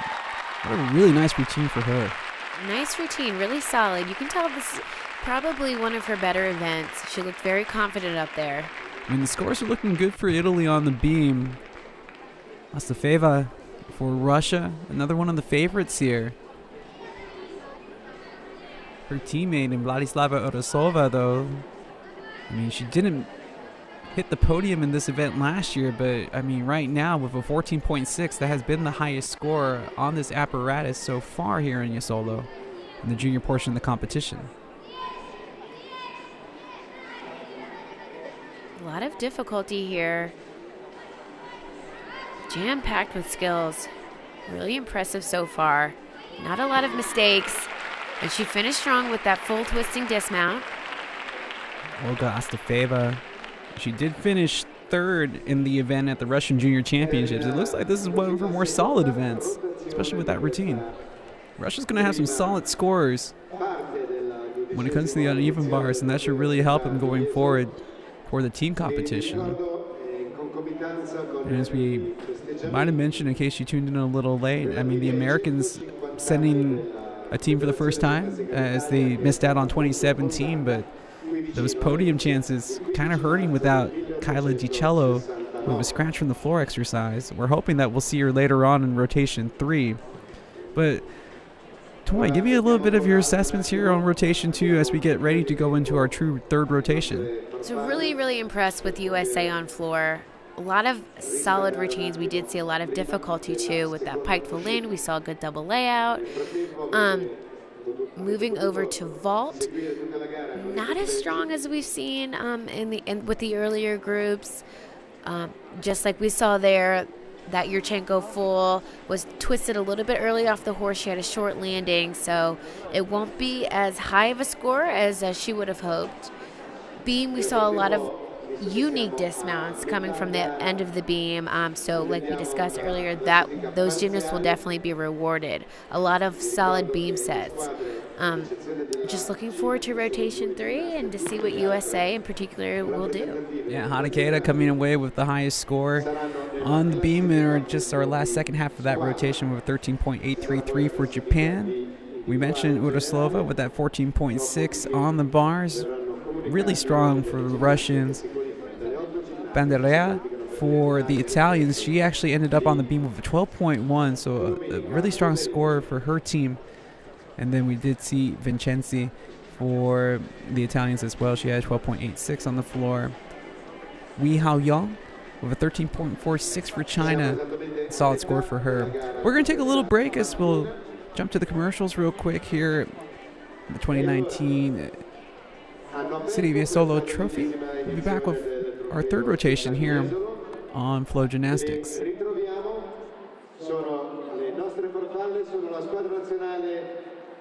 Senior di ritmica che presenta sulle note di Personal Jesus dei Depeche Mode, anche in questo caso una nuova composizione con i 3 cerchi e le clavette. Anche questo è l'esercizio in preparazione ai Giochi Olimpici di Tokyo. Vi ricordo che è assolutamente vietato riprendere queste esibizioni. Signori, sono di nuovo con noi le farfalle.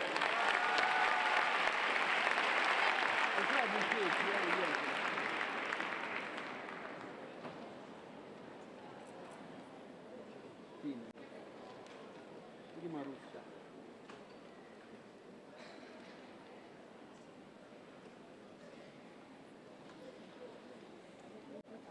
Mazza, come settimo.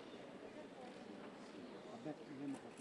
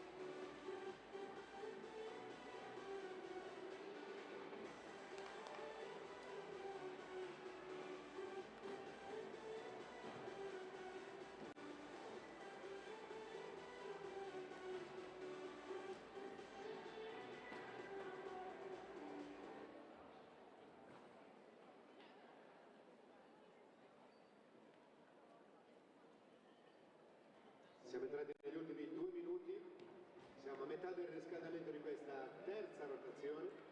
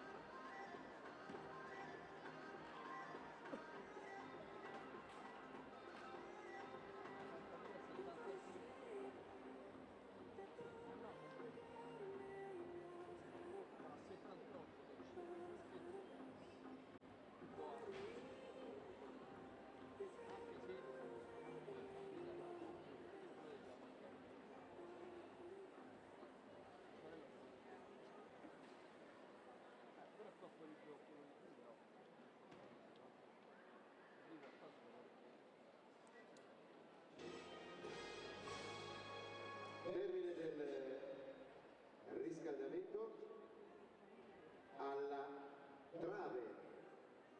Welcome back to the 2019 City of Jesolo Trophy here in Jesolo, Italy. Glad you can join us on Flow Gymnastics. Wherever you may be watching, it can be late in the afternoon or early in the morning if you are here in the United States. As the U.S. here on the vault.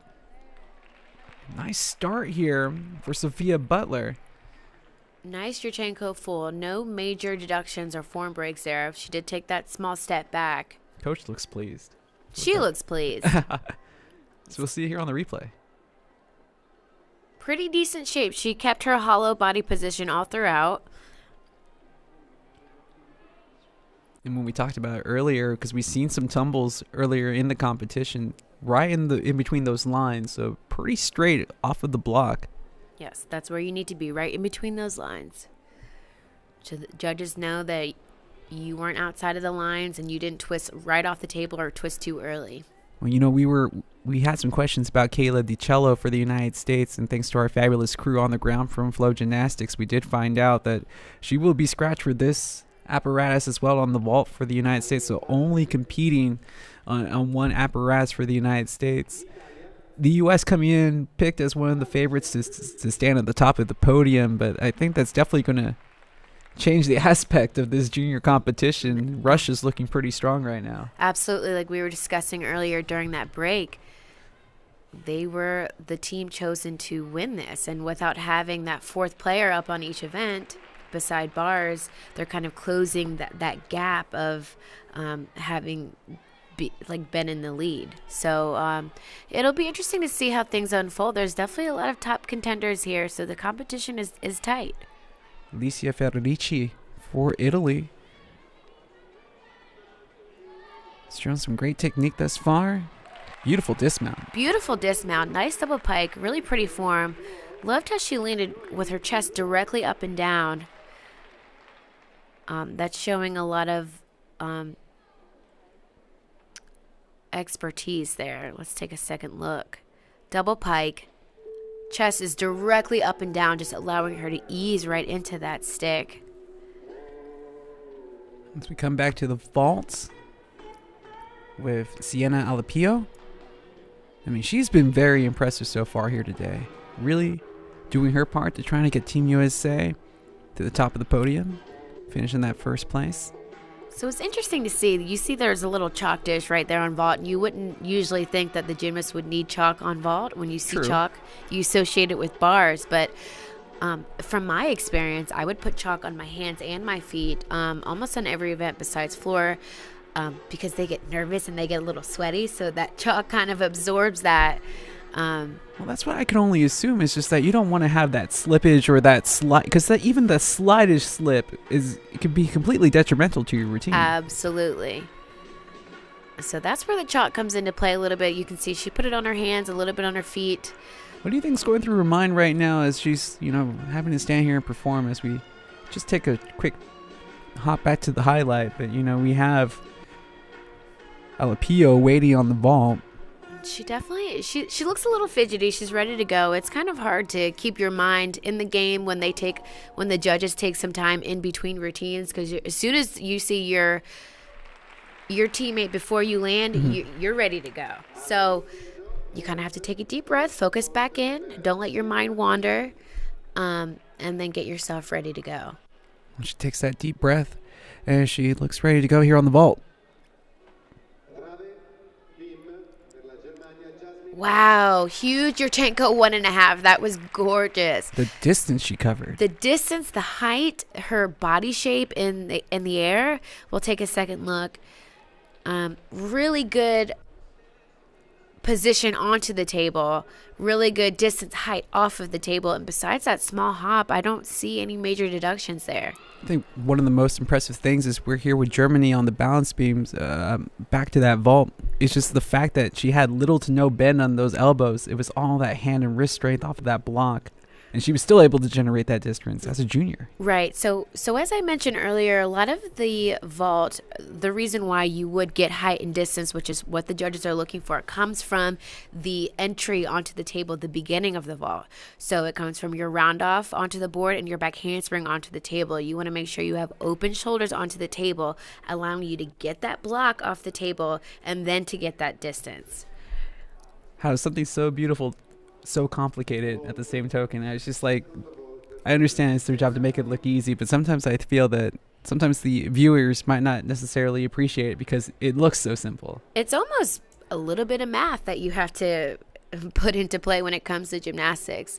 The smallest little hand move it to the side or the smallest little foot fidget can completely throw you off. Oh, it's easily like moving geometry and just trying to put the points together. Absolutely. in the finite amount of seconds that you have, as we see this easy front dismount for Germany, and really looking to try to jump back and get some points here during the team competition, as they've had their struggles on the bar. But this is Italy, who have so far so good here in Jesolo, putting up some solid routines thus far. Nice major release. That was a Tkachev. That was a skill that I actually performed when I was a college athlete. I don't know. I'd be afraid of like slipping on the bar. I don't know about yourself, but if more power to you if you're comfortable up there in the air. Well, that's where the grips come into play. They definitely help you grip onto the bar, hence the name. Double pike, gorgeous. Another really nice landing from this team. Yeah, Italy deciding that double pike is the way to go here with their dismounts. Her teammate in Federici, she had a 13.867 just prior to the last competitor that we witnessed for Italy, Stacy Bertrand for Belgium. We'll start off on the floor exercise here in the second half of the third, or the first half of the third rotation.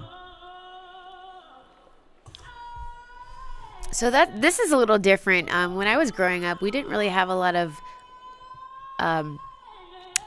voice inflection in our floor routine, and that's something that collegiate and elite gymnasts have incorporated in their routine. Now, that is allowed as long as there's not words in the floor music. So technically speaking, vocals okay, but as long as there's not worded vocals. Exactly. And every floor music has to get approved. And that's the thing with gymnastics, I think, that sometimes can confuse some people. It's just that the rule changes, they're always happening. They're always happening because gymnastics gets harder and harder every year. But that's also because the athletes get better and better. Exactly. So same elite and collegiate, it's the same thing. Different rules for collegiate and elite, but both are always getting harder. They're always changing. It's an ever-evolving sport. in some of the techniques that you may have witnessed in the past. So if you've been following the sport since the early 60s, the 70s, you know, some of those prior styles have been outlawed. Yeah, and it's interesting to look back to old videos, like bars, for example. Oh, definitely the bars. The bars are so much closer together. I mean, it's honestly looks like a completely different event from what it is now, and the skill set they performed on the event is just a world of difference from what these kids are doing today. That was Stacey Bertrand for Belgium.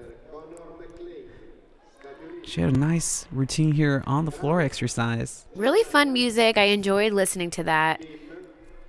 Huge step forward there. Looks like she might have needed to do another flip out of that, maybe a front tuck. As we get back to Germany here on the balance beam, Lara Hinsberger.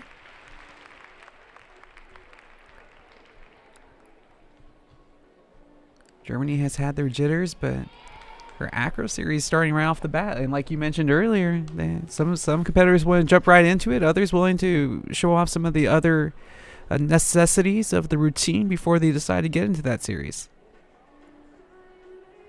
So she was able to stay on the beam on that triple series there. It looked like she might have almost fallen, but she was able to save it. And that's always important to do. Save every skill that you can. Well, after having a tough go on the balance beam, the uneven bars, and that was the entire German team, a solid routine could really build some momentum as they look to finish off this junior portion of the competition strong.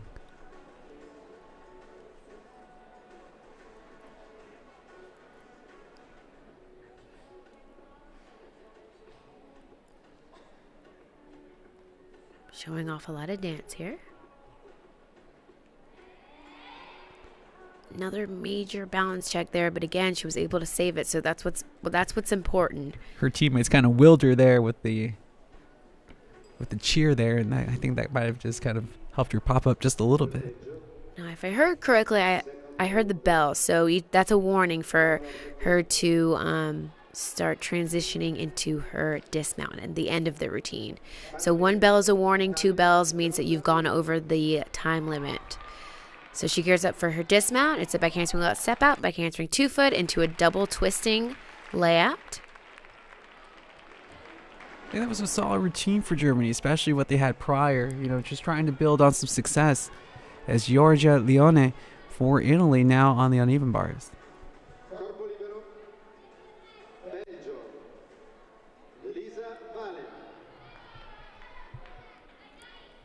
Andrei Rota, who had competed on this apparatus before here, finishing with an 11.833. Right now, it's Vladislava Orosova for Russia, who was pretty high up there on the rankings. But again, that double pike. I think that's a team favorite dismount. And they all do it really well. So I can see why. Well, if it's not broke, don't fix it. And the consistency has been optimal for Italy here on the uneven bars. They look really strong as a team here. Love to see that chest directly straight up and down on the dismount. So far, each of them have done that, so that's very impressive. It's almost perfect technique. As we come back to the balance beam, Team Germany, Emma Malwitzki, the final competitor for Germany on this first part of the third rotation. All our rotations split in two as we have numerous competitors. Competitors from China, Japan, Team USA, Russia looking to try to take the top spot. Of course, Italy looking to defend their trophy. And they were able to beat out the Russians last year. As well as the Japanese and the Belgians. You know, a little history for the City Jesolo trophy. Right now that we have a little bit of break before we get into the final part of this rotation. I mean, the United States has had great success both with their junior and senior teams. And pretty much the only time that the United States fails to take the top spot is when they don't send a full competition. But even last year in the senior division, the U.S. able to come away with some great success as we Look like we're ready to go here on the beam with Malwitsky.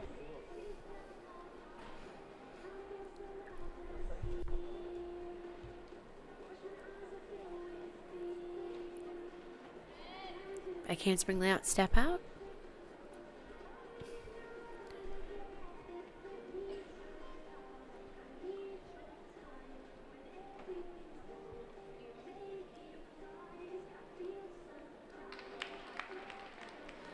Another thing that I've been thinking about while she finishes her beam set is the leotards.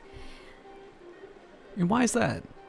I am now curious because I am a big fan of like sports apparel and what is used technology wise, and it seems that the leotard has been just standard issue in gymnastics, except maybe the lycra has changed over the years.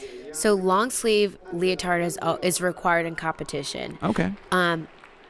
If our viewers were tuning in while they were training, a lot of them would see that they wore just the tank leotards, which is what they're allowed to wear in warm-ups or training days. But when they compete, it's long sleeve. And you'll see all types of different design, and that comes from, a lot of the times comes from the coach's preference, what they think will look best on their athletes. Okay.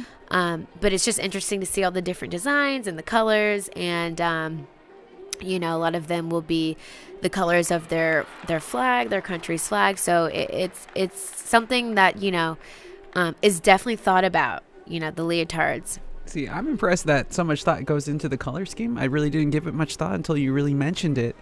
And that's what kind of made me wonder why a team like Italy, who's traditionally in their sporting events usually wears blue because they're the Azzurri, or utilizing maybe green off of the flag, decide to go with red.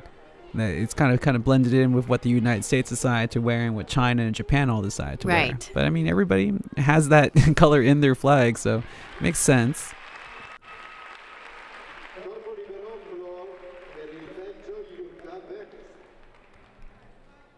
As we now hop on over to the floor exercise, Jutta Verkets for Belgium.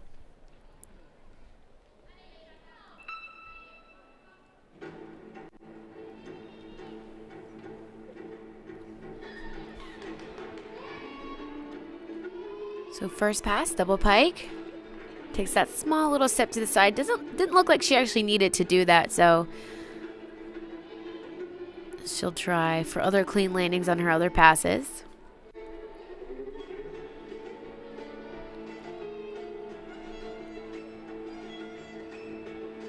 It seems like with every step she's taking this floor exercise, there's something else connected to it. It's not just a step for step's sake. Yeah, these routines are really thought out, so every step is done with intention. A lot of time, energy goes into these floor routines, and trying to make them perfect for the particular athlete.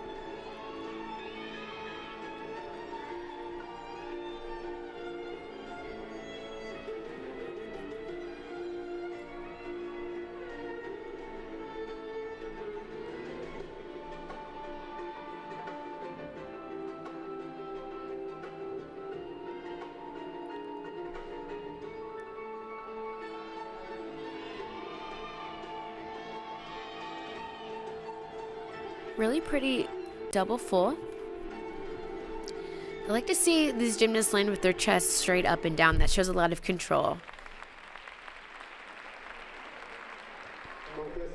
Jutta Verkets for Belgium. Other than that, though, I think I might want to agree that rather solid routine for her. Belgium really coming on strong here on the floor exercise. Her teammate Lisa Valen, who we did not get a chance to witness, had a 12.4. We'll come up with her score here shortly. Again, Team USA only going with the 3 on the vault as Jesolo. She will not compete until the last rotation of the day for the United States. But we're just going to hop in and take a look at some of the highlights as we get ready for the second part of our third rotation. But the United States really strong on the vault here. Beautiful vaults we saw from them. Really, really tight form, good shapes, good landings. All 3 important things in what the judges are looking for. Beam, I love to see that the difficulty again, and a little bit of variety we saw there. Bars with the double pike dismounts. it's interesting to see each athlete did the same thing. We won't see that from team to team. It seemed like that was the Italian team signature on this go-around. The United States, again, one of the favorites to take the podium, but things definitely got harder with the scratch of Jesolo. But when you have somebody like Sophia Butler throwing down some beautiful vaults like this with that 1.5 full, I mean, and especially the distance there. The distance and the height, I mean, that was incredible. That was probably the best vault I have seen so far today, this morning. Yes, and again, remember, this is the first portion of our coverage today. Junior competition up first here on day 1, and then we'll fall into the senior competition a little later on, and then come back for the finals tomorrow. Again, Italy with those double pikes, but the landings, I mean, just perfect landing. Perfect landings. So we're getting ready for that second half of the third rotation. We're going to take a look at some of the scores. We're going to take a quick break and give you an update on how things are playing out here at the 2019 City of Jesolo Trophy, live from Italy on Flow Gymnastics.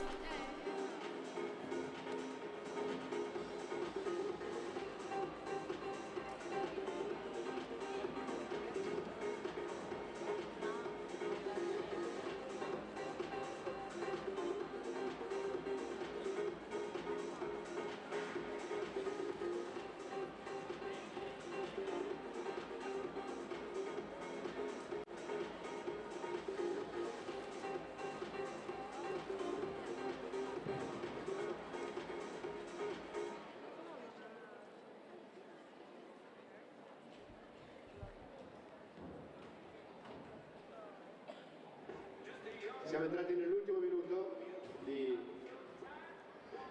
riscaldamento per questo secondo semigruppo della terza rotazione.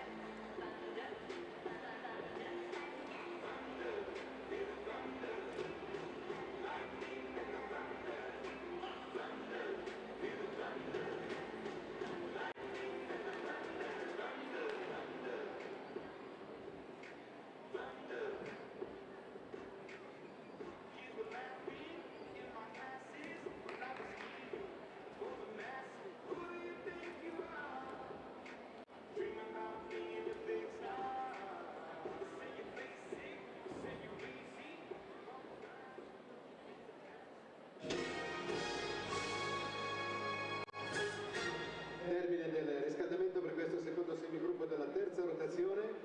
In pedana alla trave per la Russia, Bim Vladislava Urazova.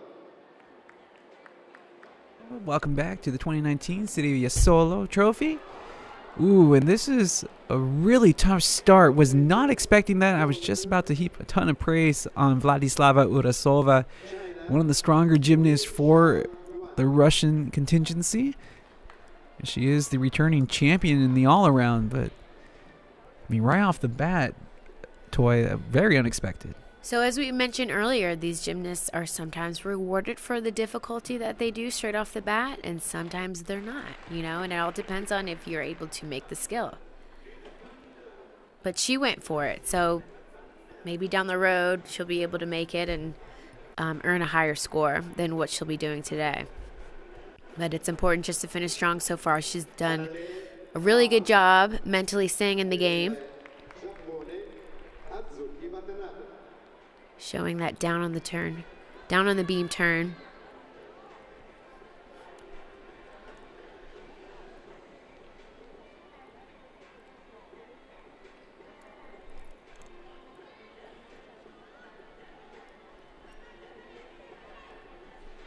Wonder what she has lined up for that dismount after having the difficulty with the mount.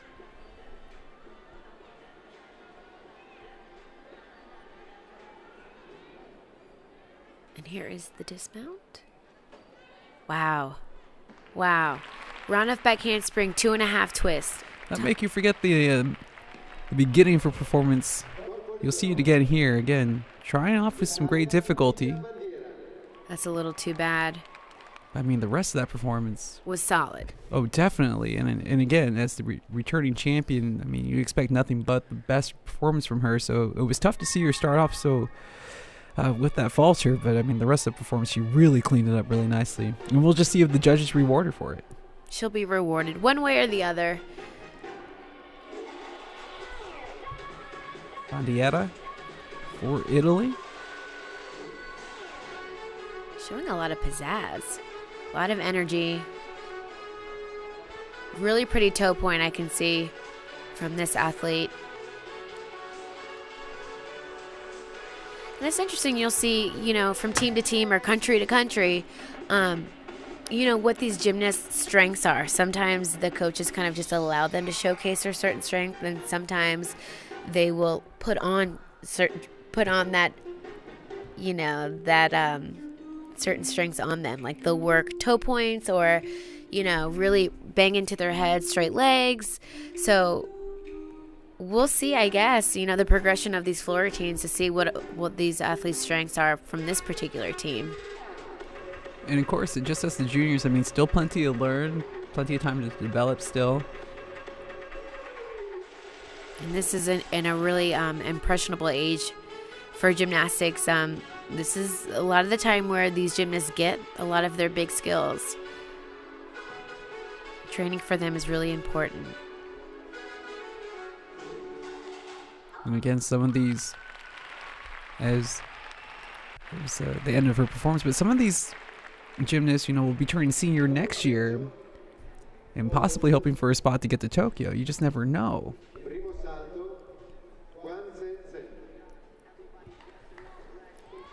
Wang Chen for China.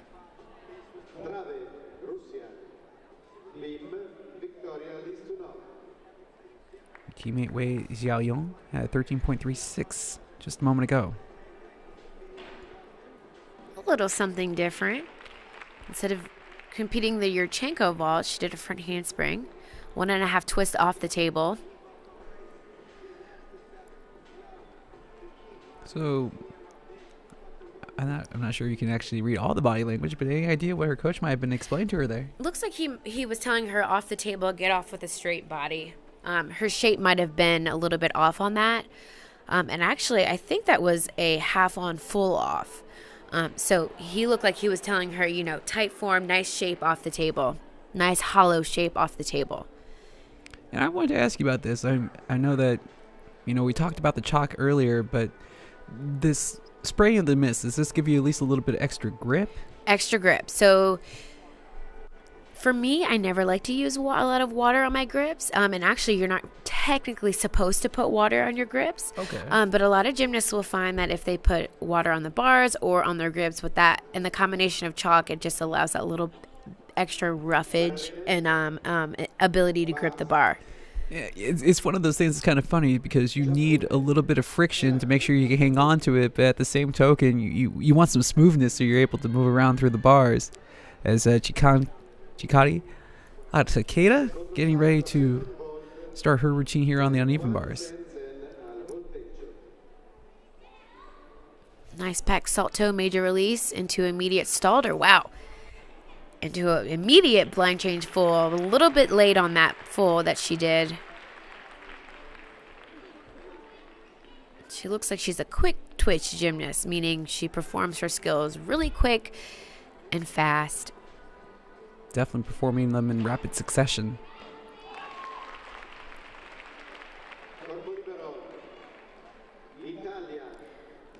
Full in dismount. Took that small hop forward, but wow. Yeah, what a really nice routine from her.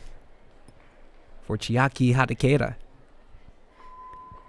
Nicole Minotti here on the floor exercise.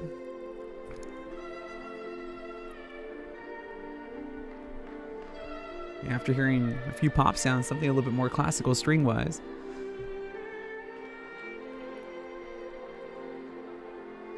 She'll definitely have the dance to match so far. Looks like she's a really graceful gymnast, so definitely want to showcase that. And each floor routine is kind of telling a story a little bit in their own way. So she will take a couple tense hit there as she ran out of bounds.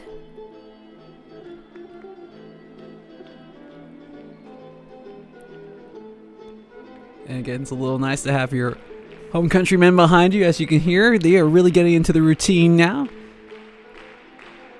Minotti, as she scored an 11.0 back at the Italian Championships on this very same apparatus.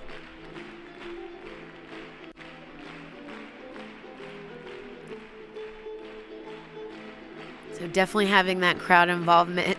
But even the other gymnasts, even the other coaches, I know they're trying to concentrate, but they're even into this routine right now. Everyone's watching, right? You know, as a performer, that's what you want, right? You're going to put on a show. You want people to watch. And she had a few falters, but really able to nicely make up for a couple of them.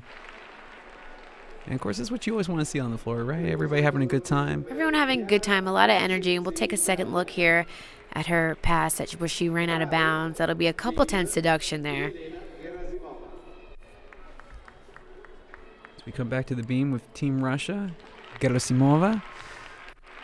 Another solid competitor for this Russian side that, I mean, they are making a claim toward that top spot here in 2019, Jesolo. Wow, very cool. Front handspring, front tuck. Side aerial to back handspring layout step out.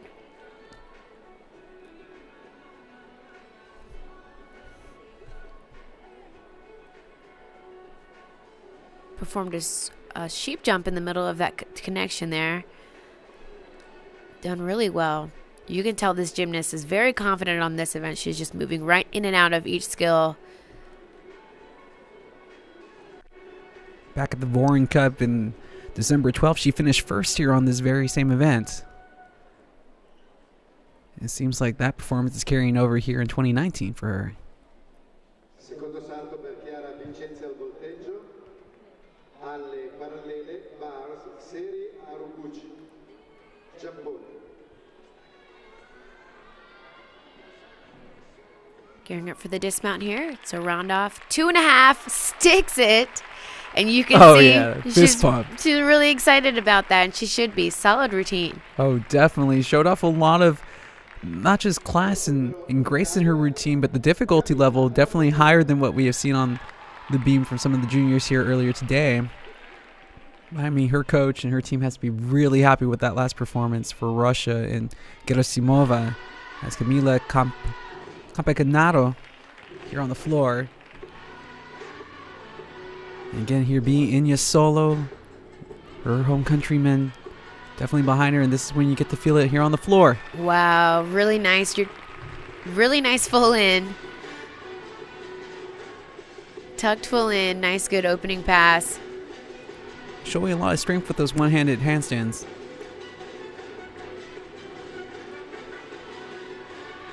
Double tuck, second pass. A lot of energy so far on floor from Italy. It's really exciting to see them perform this event. Well, they knew they have a difficult task if they wanted to repeat as champions this year. Front handspring, front full.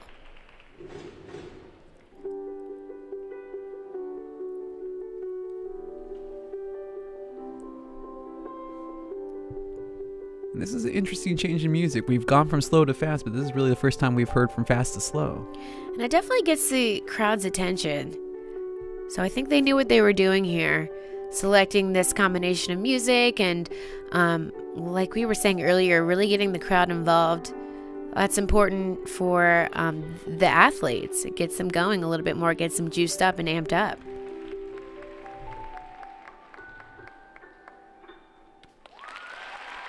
Camila Campecanaro for Italy. Getting a nice ovation from the crowd here in Jesolo. I believe this was her very first pass. Let's take a second look. It's a full in. Done really nicely. Does take that hop back, but really nice form throughout the skill in the air and the landing. Nicely done for Italy on the floor exercise. Olga Astafeva for Russia. I mean, beam has been really strong for the Russians. We talked about Vladislava Orasova and how she had that little misstep on the very beginning on her mount, but she still ended up finishing with 12.7. Her teammate Gerasimova, who just finished up on the beam, only a 14.1. And another fall there on that same mount. Yeah, Russia really trying to bring the difficulty, even from the onset on the beam.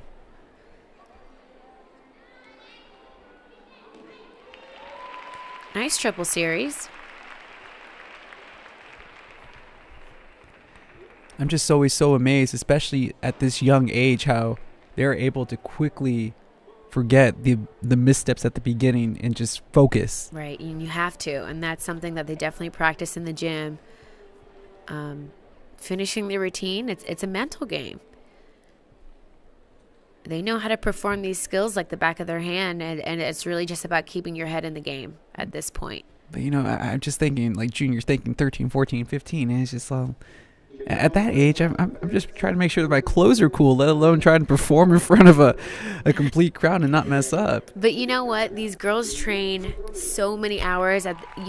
This is a full-time job for them. You have to think about it like that. So they know what they're doing. You know, they know how to pick themselves up after a fall.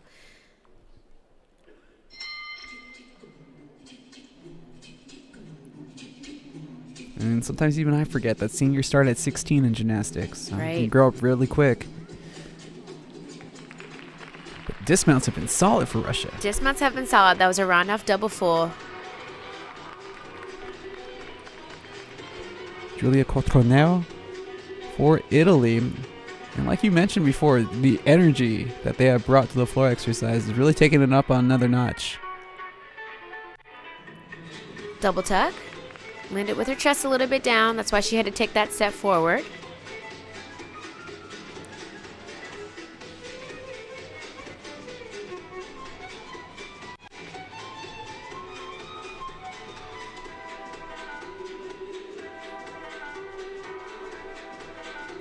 Her teammate in Capagnaro just finished up here with 12.267 previously.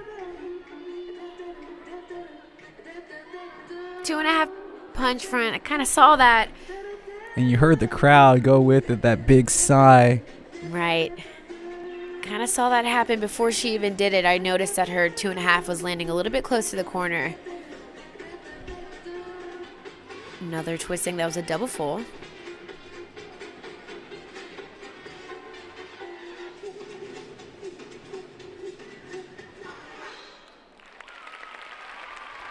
So besides that step out of bounds, I mean, really solid routine. That's too bad that she had to do that.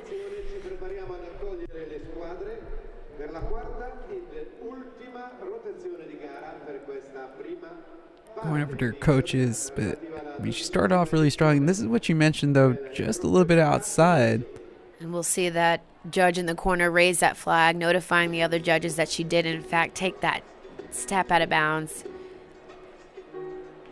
We're just getting the finishing scores tallied up. And we'll end our third rotation. I mean, looking through what we have seen so far.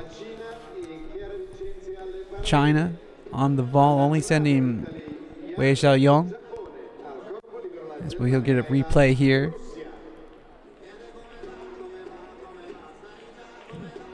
And that came from the United States a little earlier in the competition.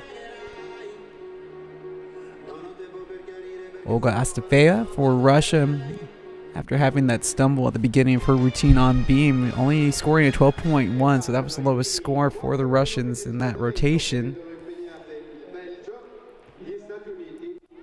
Alapio for the U.S., I mean, just such an impressive vault.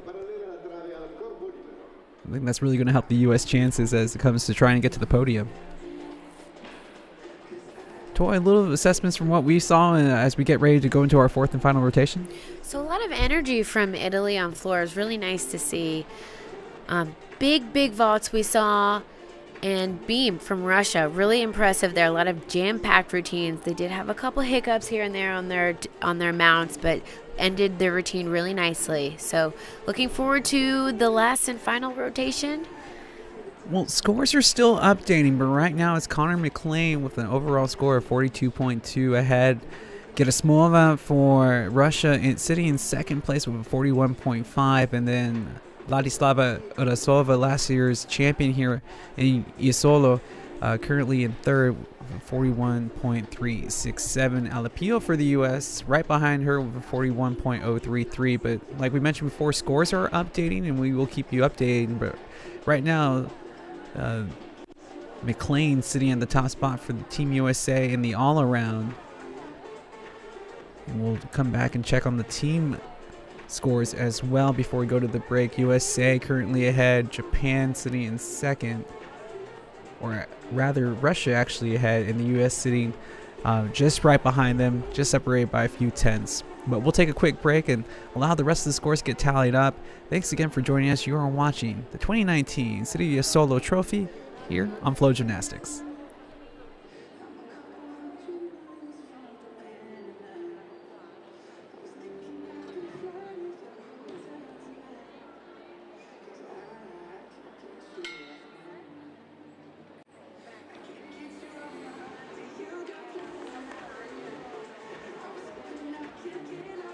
Vi ricordo che questa gara è trasmessa in diretta per l'Italia su volare.it e che sarà disponibile on demand per tutti gli abbonati. La Federazione Ginnastica d'Italia ha ceduto i diritti internazionali di questa competizione alla OTT Flow Gymnastics e quindi assolutamente vietato effettuare riprese e postare video sui social.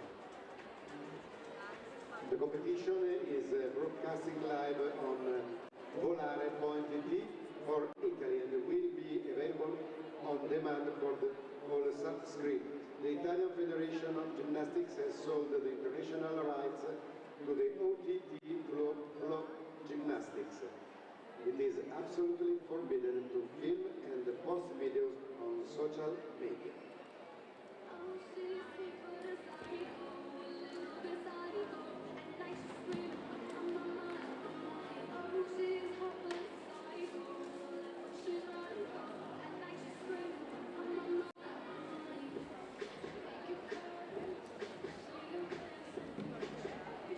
Siamo entrati da 20 secondi nell'ultimo minuto di riscaldamento.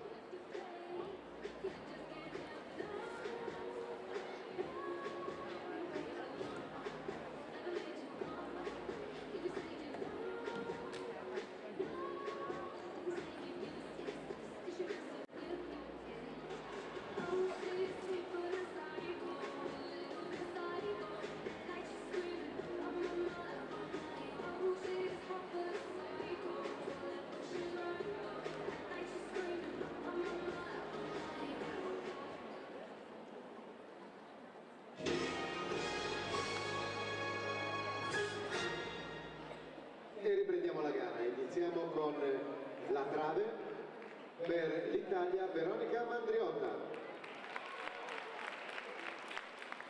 Vault, Belgium, Jutta Berg.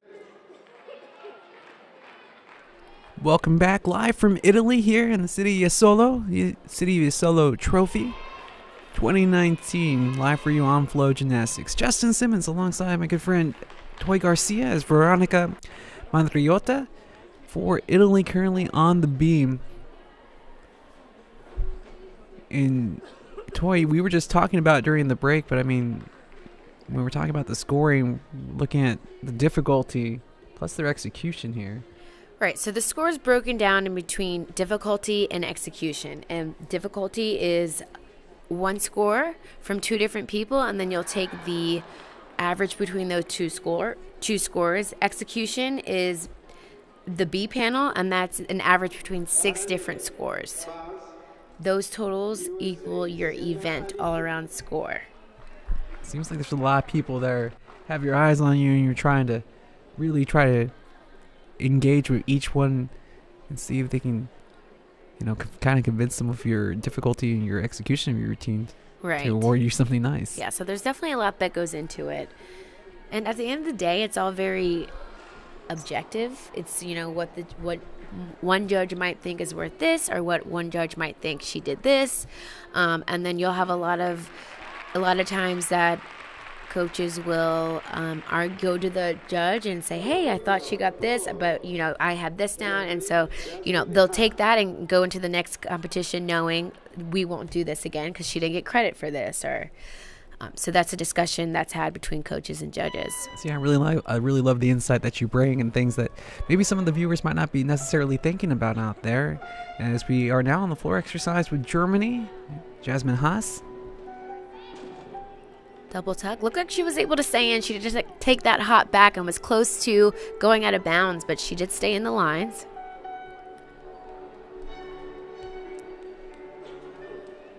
You talked about the leotard earlier, and it was just like the Germans going with the all white just kind of remind me of their national football team, as they usually wear the white kit. So kind of, for me as a general sports fan, nice to see it kind of carry over into gymnastics as well.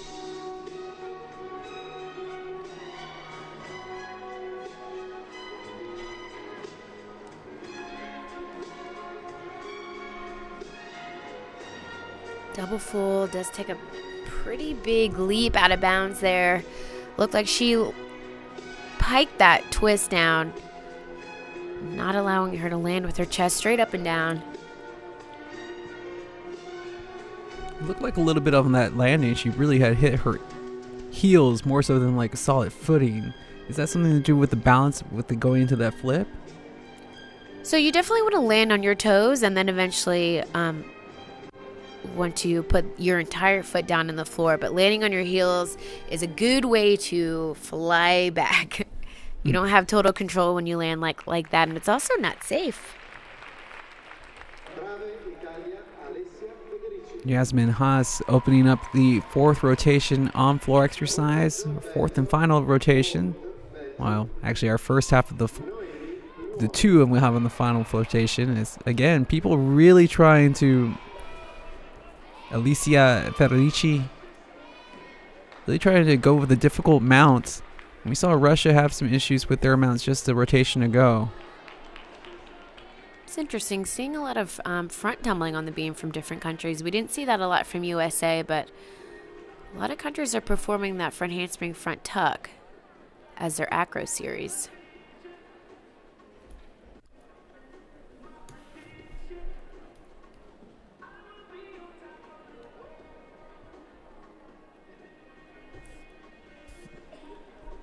Yes, we do get some updates here. All around ranking now, it's Alapio who's in the top spot with the 52.83. Mandriota for Italy. We saw that she had a little difficulty on the beam. She was sitting in second place in the all around with a 49.93 at that moment. Verkes for Belgium currently can make the podium with a 47.666. And Connor McLean, who was originally leading after the third rotation, now in fourth with a 42.2. The defending champion in Urasova sitting in sixth. Randolph double full there. Had to take that huge step forward. Again, landing with her chest down. Sophia Butler, after Alapio just finished up her routine here on the uneven bars. We will see Jesolo a little later on, the only event that the American will be competing on here in Jesolo. A lot of connections here, a lot of difficulty.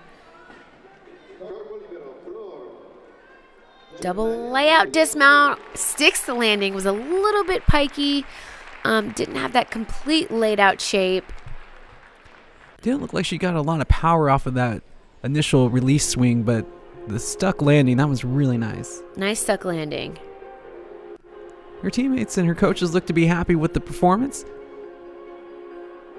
Doesn't seem like she was too much, though. It looked like she was explaining a couple of things that hindered her. The landing, purchase. Yeah, landing was nice. And, as an athlete, you're never going to be completely happy with what you did. You're your own worst critic. So, you know that you didn't do it perfectly, but... In a sport like gymnastics, even if you did perform it perfectly, it might not be perfect in the eyes of the judges. And that's right. So... as long as scores are across the board during the competition are Consistent? Consistent. That's what matters most. Competitors getting ready to get into their next apparatuses, but take a few look at the highlights. Germany, I mean, they have had their struggles here today, but they have put on a tough face and continue to compete on. The USA, after, I think it's safe to say, they were kind of faltering at the very beginning of this competition, but really pulled it together nicely. Yes. And really strong showing on floor exercise, and I think that really helped set the tone for Team USA as we get ready to jump into this beam. Literally. Yeah, we've seen that a lot here as the competition progressed on.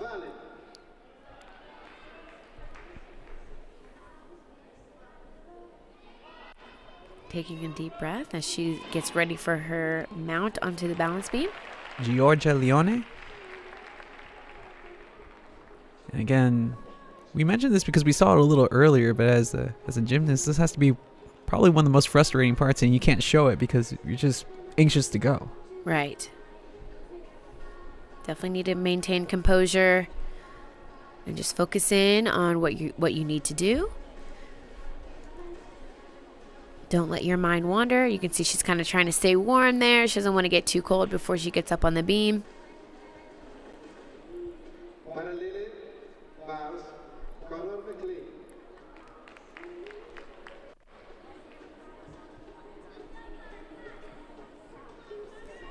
And if you're Russia, you're sitting right now during this first half of the fourth rotation knowing that you're going to finish up on the floor exercise. I mean, what is going through their minds when they know a strong floor exercise is basically what's going to be the difference between them being on the podium and sitting and watching other people get their medals?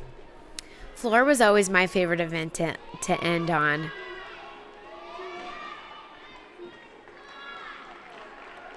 So that was a different vault. We don't typically see that.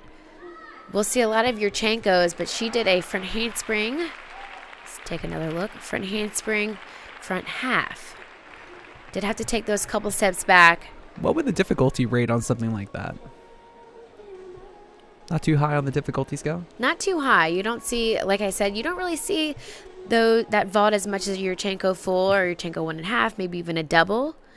So the Yurchenko just basically became the standard almost. Basically became in like high level competition. Yes, that's correct. Just because there is a lot more that you can do out of a Yurchenko. Mm-hmm.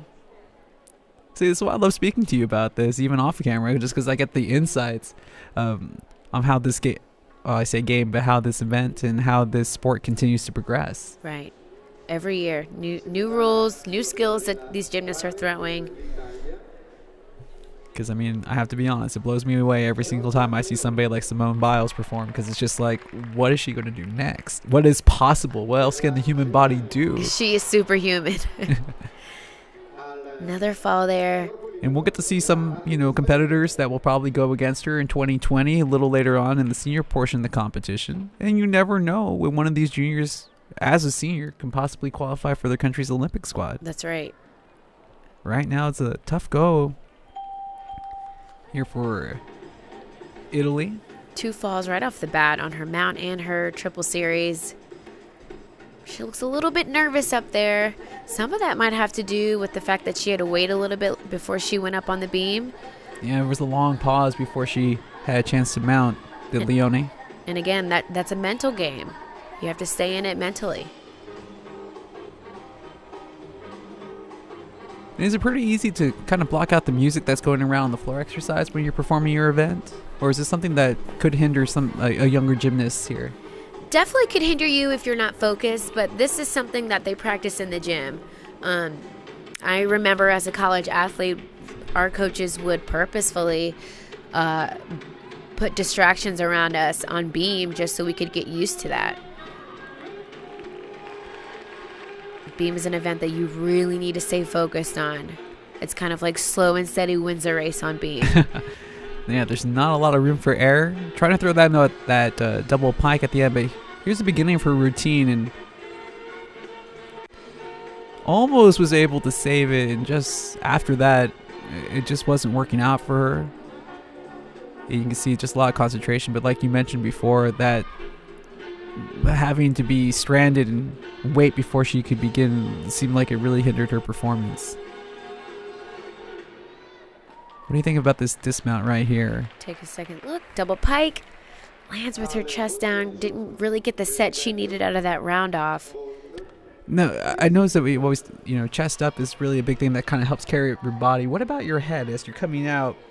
I mean, are you trying to like raise your head as you're raising your chest to try to get to that straight silhouette? So you want your head to kind of be in line with your chest, like your midsection. Mm-hmm. Your chest really needs it, in most cases, needs to stay neutral. So, if you have your head all the way back or all the way down, that does throw off your balance too. So I actually coach, and so I tell a lot of my gymnasts to remember that, as your feet come down, your head and your chest come up. So it's kind of a little bit like a seesaw.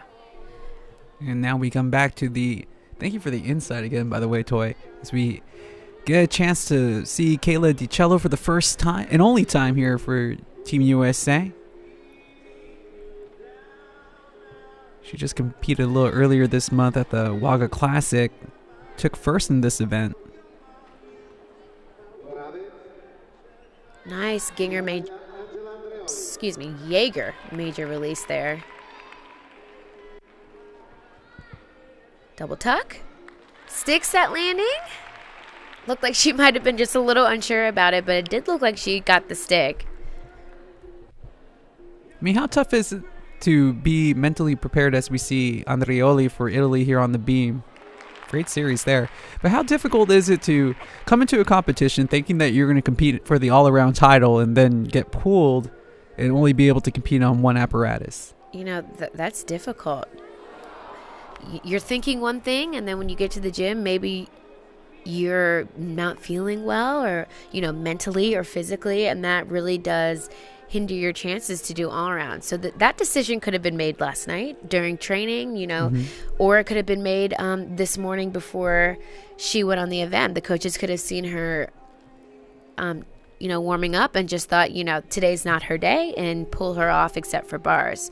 So that's hard. I'm sure she's disappointed, but rather safe than sorry. If she's not ready to go today, pull her out and get her ready for the next meet. Yeah, I mean, she definitely looks like she's going to be one of the building blocks of the future for Team USA Gymnastics. Again, the double pike for Italy seems to be a favorite in their repertoire. But the balance beam not kind to the Italians here, as they've had a few falters. That's right. And that's why I always say, go ahead and get beam out of the way. You brought it up before. It's like you mentioned it. You prefer to start on beam. It can be difficult.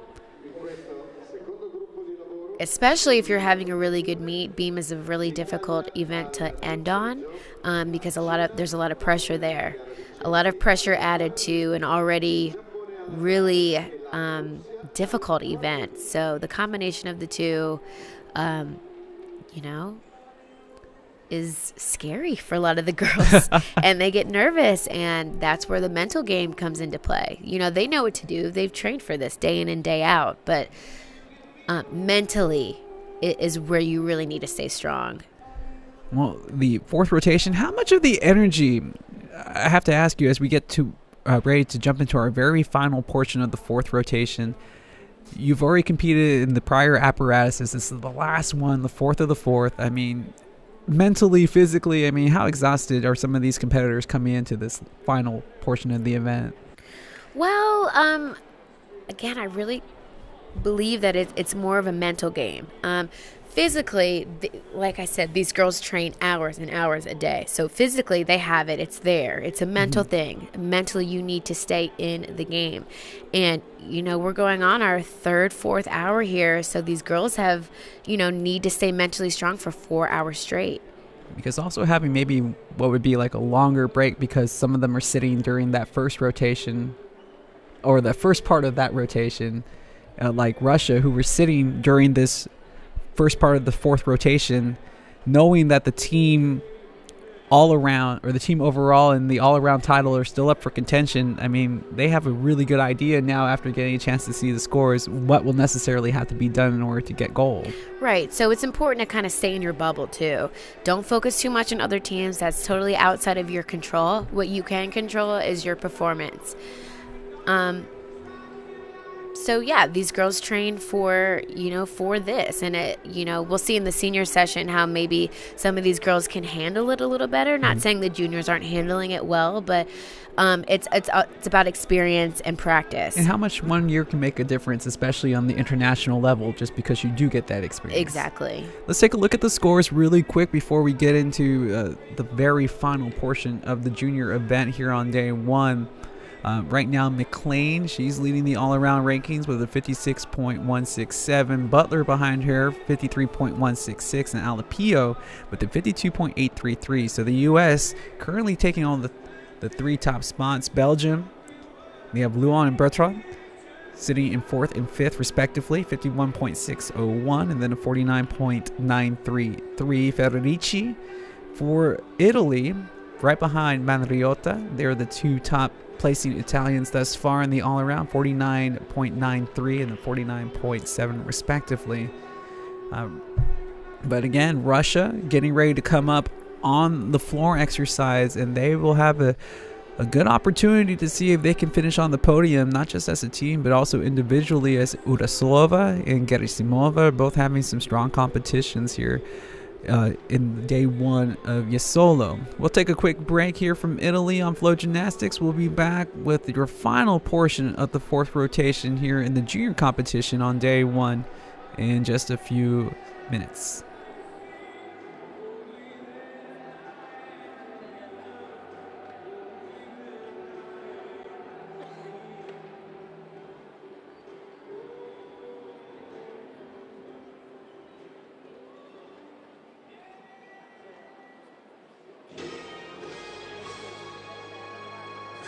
Termine del riscaldamento, riprendiamo la competizione con l'ultimo gruppo di lavoro che vede impegnata alla trave Chaki Atakena, Giappone, al volteggio per l'Italia. All right, folks, welcome back here on day one of the 2019 City of Jesolo Trophy on Flow Gymnastics. Justin Simmons alongside Toy Garcia. Glad that you can be with us wherever you may be watching, or if you just tuned in, you are in the very final portion of the event of Bandiera for Italy. Gets us started here on the very final rotation with a nice vault. Nice Yurchenko full. Saw a little bit of a shape break there as she came down. We'll take a second look. Nice entry onto the table, but does pike that down, so that will be a couple tenths deduction.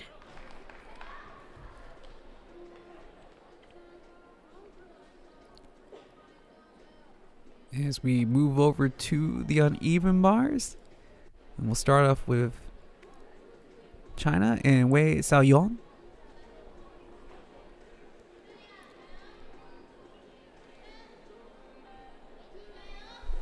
China opting not to send the entire junior squad this year, but they will have plenty of seniors that will be coming up a little later in our coverage.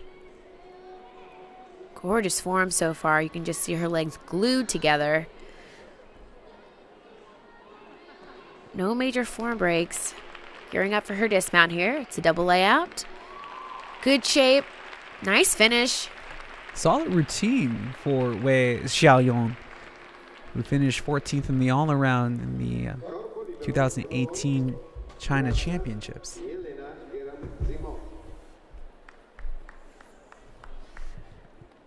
Again, a lot of us are going to have eyes on the floor exercise to see how Russia can handle the pressure of going on last, knowing what's on the line, trying to get in a good position to qualify and be in spot for a podium.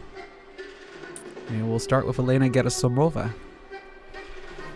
Russia is also an exciting team to watch on floor. You can see right off the bat showing some difficulty. Whip, whip to double twist. Wow, gorgeous. Showing her flexibility there. Leg was all the way up past her head almost. And I know we talked about during the break, you don't see a whole lot of smiles in elite competition, something that, you know, I've seen more common on the college level, but she's really expressive here, and I think you can tell she's having a good time performing.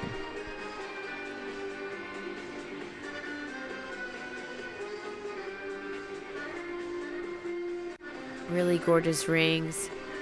So there's a switch ring into a leap ring. This gymnast in particular has a lot of flexibility, you can tell. Landed with her chest a little bit down there on that double tuck.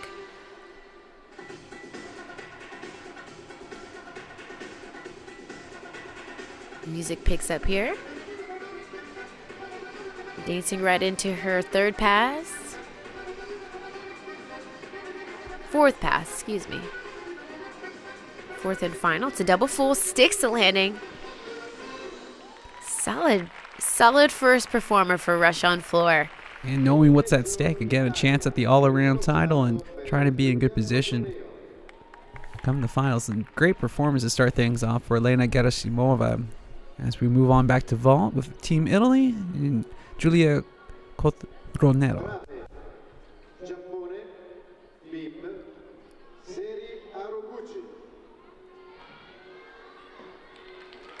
Nice Yurchenko full. Takes two big hops forward. Looks like her feet were behind her on the landing. We'll take a second look here. Nice shape, but you can see her feet are way behind her on the landing. She wants them underneath her. So that's why she did have to take those hops.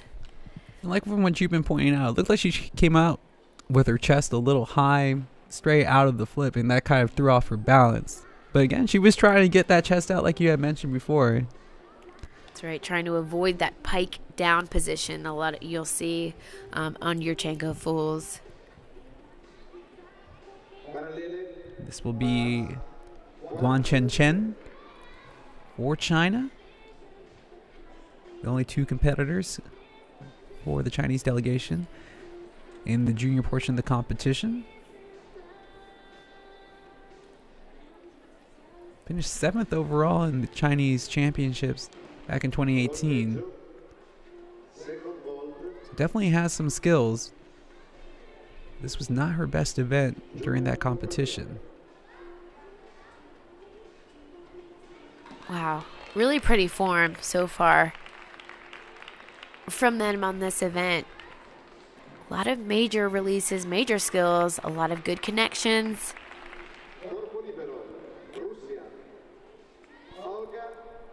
Back up to the high bar, gearing for her dismount. You can tell as the Giants get faster that these athletes are getting ready for their dismount. Does a double layout, eases into that landing with no problem, gets that stick. Well, I say she didn't perform well at this Chinese championships, but she definitely had a terrific routine here in Jesolo de Guan Chen. Triple full opening pass. Olga Astafeva for Russia, and again, you know, battling with the USA for the top spot so far here in Jesolo. On day one of our coverage on Flow Gymnastics. Again, glad you can join us wherever you may be watching or streaming this from. 2.5 punch front. Looks like her toes just kind of touched the line there on the very end, just barely. You can hear the crowd getting involved. Always fun when you're performing.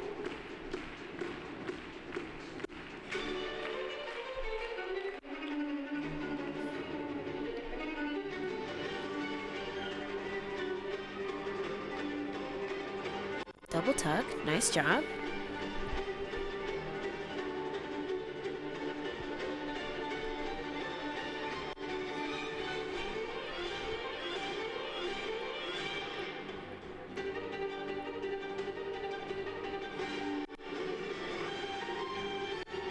So far, so good. Finishing strong with this last pass. Double full, sticks it.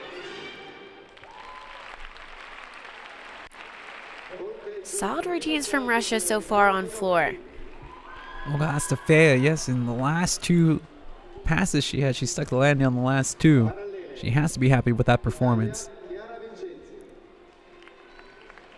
Chiara Vincenzi will be coming up on The uneven bars, as that was Minotti on the vault. Here's a look at Vincenzi for Italy.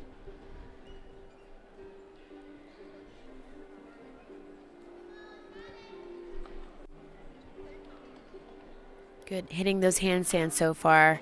Finishing right on top of the bar. That's what the judges are looking for.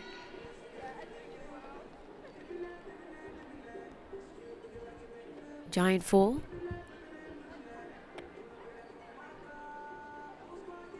Into a double pike dismount. Takes that small hop back. Nice solid routine. No major mistakes except for that dismount at the very end. Lots of love being shown by the coach and her teammates after that performance. Take a look at the dismount here. Talk about consistency, the Italians and their double pike. But again, another stuck landing. You can't complain about that. Right.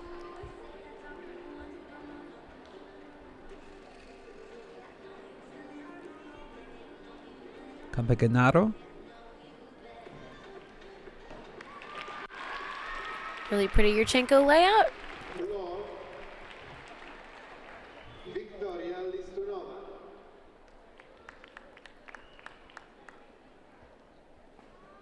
And we'll come back to the floor exercise with Team Russia.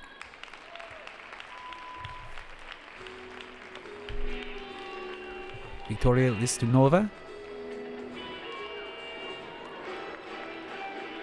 Couldn't tell if she took that step out of bounds. I didn't see the judge in the corner raise the flag. I'm thinking she might have got away with that. I really felt that her foot went over the line, but the judge, like you mentioned, didn't raise that flag.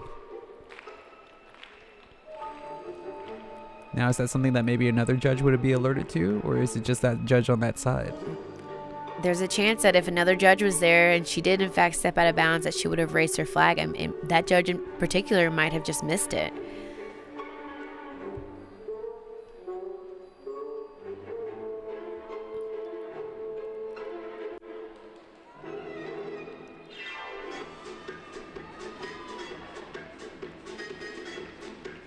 Two and a half punch front. Now that was definitely out of bounds.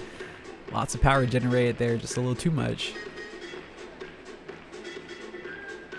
A lot of energy in this routine. Really cool dance moves she's doing here. And hitting those really pretty 180 splits. Like I mentioned earlier, those leaps are just as important as the tumbling passes. Double tuck.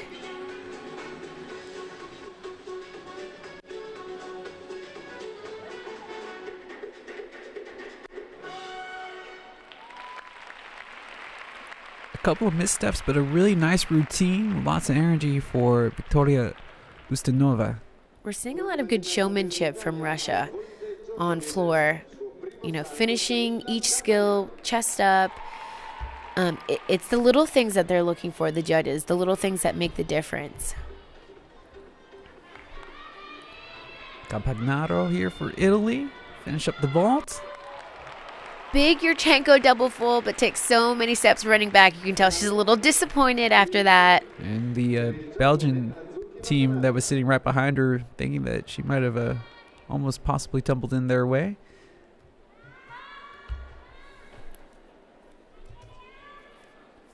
Suzy Watanabe. We've seen a lot of people have trouble with that type of mount, but she nails it successfully.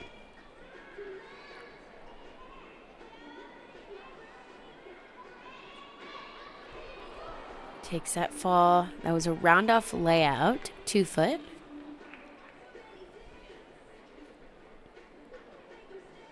So it's really important on beam in particular that you're tumbling right on top of over the beam. You know, like I said earlier, one little foot adjustment or foot off to the side can completely throw you off and on the floor.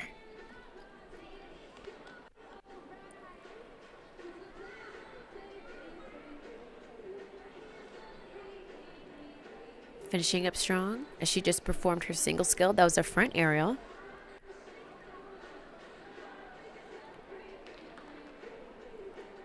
Secondo salto per Camilla Campagnaro.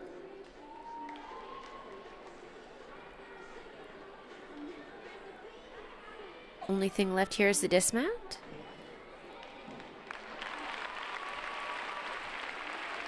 And she started off with a strong mount. Let's see how difficult this dismount will be. Round off 2.5. Nice job. Solid routine from her. And you can kind of tell she wished she could kind of have it back. That one fall really going to deduct some points, but everything else was put together very nicely. As we come up to our final competitor on the floor exercise for Russia, last year's champion Vladislava Udaslova.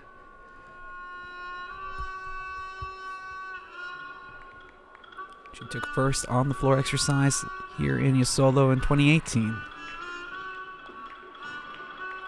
Really pretty.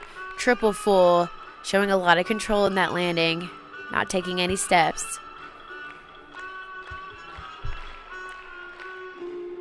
Moving into her second pass. It's a 2.5. Doesn't quite get the twist all the way around. Looks like she landed with her feet a little bit in front of her, so she had to take that step back. And just right before the close of the year in the Boring Cup, she also took first place in this very event there as well. So very strong on the floor exercises, Udaslova.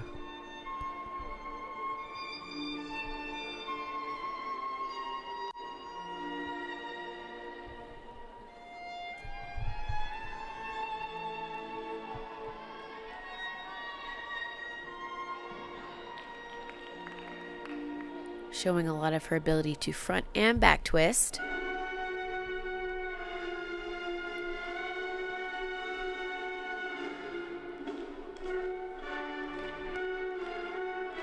But the thing with her, even going into those more difficult tumbling phases, is that she doesn't look rushed.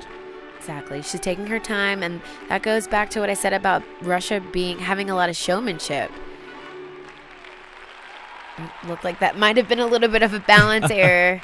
So that's interesting to see sometimes. I mean, that wasn't even a leap or a tumbling pass. That was just a dance move, and that she kind of had to put her hand down on. Yeah, just a slight flub for Udaslova. I think we get a chance to look at it here again.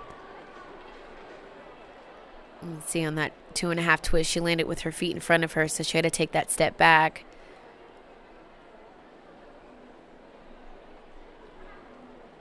Really nice on those roundhouse turns. Moves right on out into that pass, just trying to avoid any potential deductions. And it was your keen eye that was able to catch something like that, and that's something that the judges will definitely be looking for. And as we get our scores tallied up here on day one to see how things will break down. And like we mentioned before, the United States, they were in strong contention to at least take one of the podium spots as they were hanging on to the top three before we went into the very final portion of the fourth rotation. But seeing a lot of interesting performances here. And we've seen a lot of teams still trying to find their footing, like Germany. It's still kind of growing throughout this junior competition as they have returned some of their gymnasts from last year. Well, can you give me some of your takeaways here off of day one as we, prepare for the senior competition and then come back for the finals tomorrow? I'm really impressed with this junior session. A lot of major skills, jam-packed routines with a lot of difficulty, and these girls handled themselves with poise. So I'm excited to see, the future for a lot of these girls.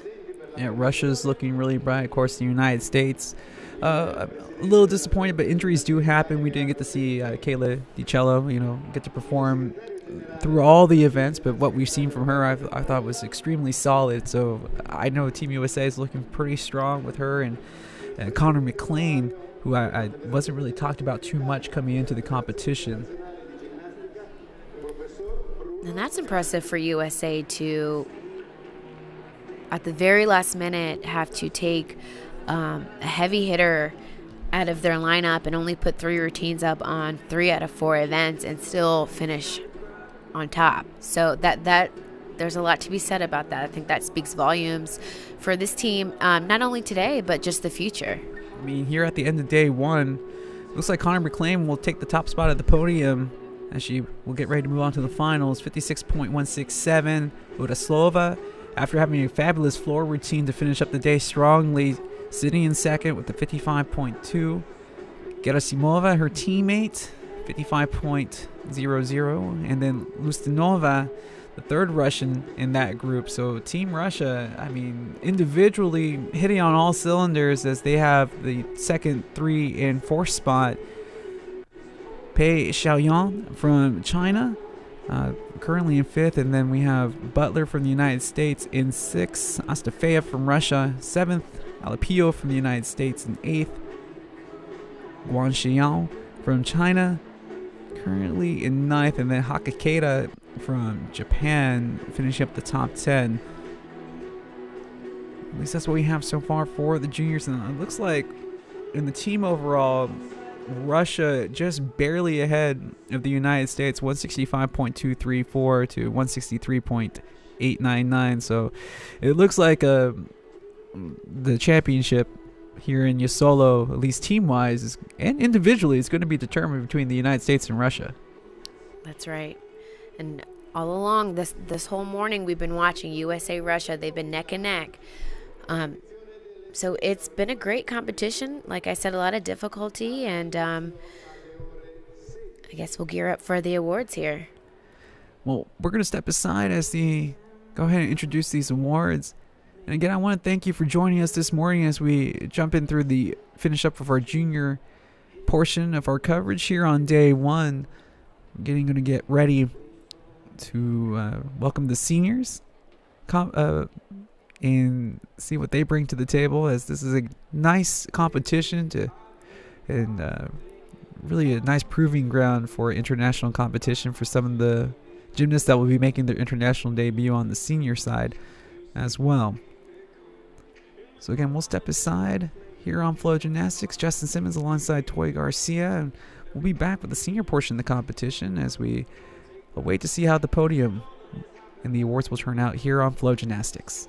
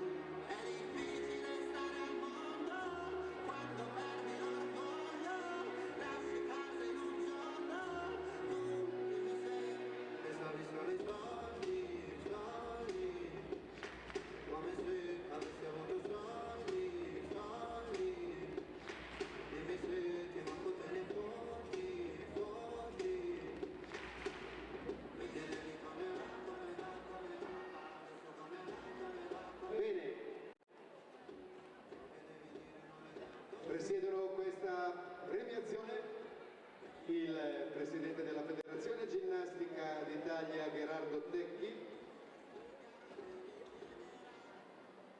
il Segretario Generale della Federazione Ginnastica d'Italia Roberto Ventrella, il Presidente Francesca Allegri della Gymnasium, società organizzatrice della manifestazione giunta alla 12ª edizione, e poi ospite graditissimo il professor Bruno Grandi, per 23 anni Presidente della Federazione Ginnastica d'Italia e per 20 anni Presidente della Federazione Internazionale di Ginnastica. Il nostro Presidente onorario. Iniziamo la premiazione con la gara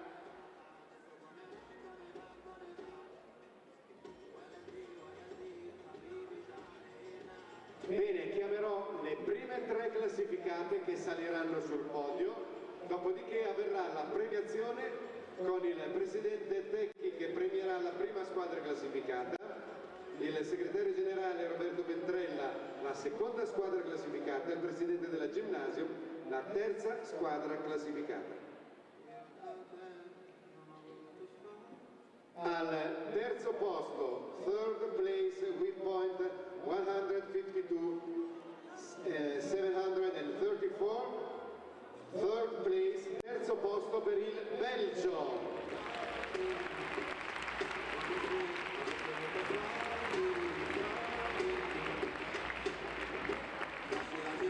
Al secondo posto con punti 163, 899, second place with point 163, 899, USA, United States of America, Stati Uniti d'America.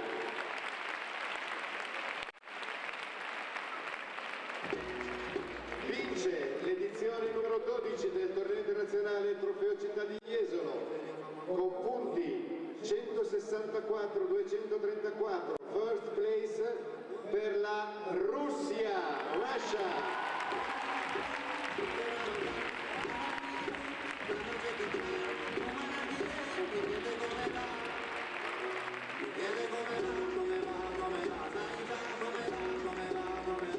Penso più veloce per capire se domani tu mi prenderai.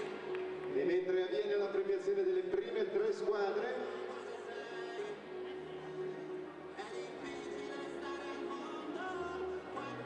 per la Russia abbiamo sul podio Olga Astafeva, Elena Gerasimova e Victoria Listunova e Vladislava Urazova.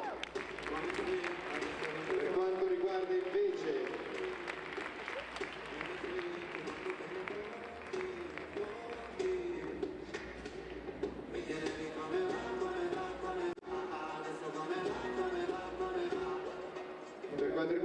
gli Stati Uniti, Kayla Jesolo, Connor McLean, Sofia Butler e Sienna Alivio. Il Belgio, terzo classificato, Noemi Lyon, Stacy Bertrand, Jutta Vergest e Lisa Valen. Al quarto posto con punti 152-034, Italia Young.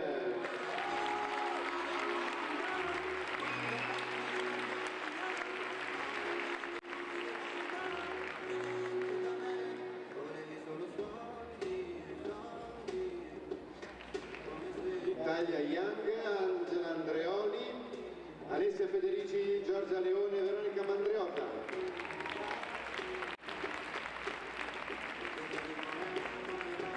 Quinto posto, fifth place per il Giappone, Japan. Shaki Takeda, Azuki Watanabe, Akio Tokita e Seri Aruguchi. Sesto posto per l'Italia Old. India Bandiera, Camilla Campagnaro, Nicole Minotti, Giulia Cotroneo e anche l'individualista Chiara Vincenzi. Settimo posto per la Germania, seventh place per la Germania.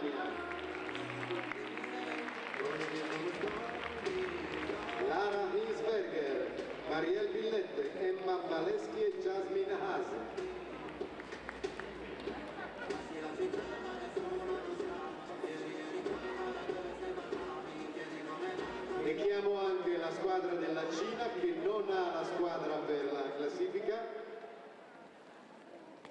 Grazie, la Cina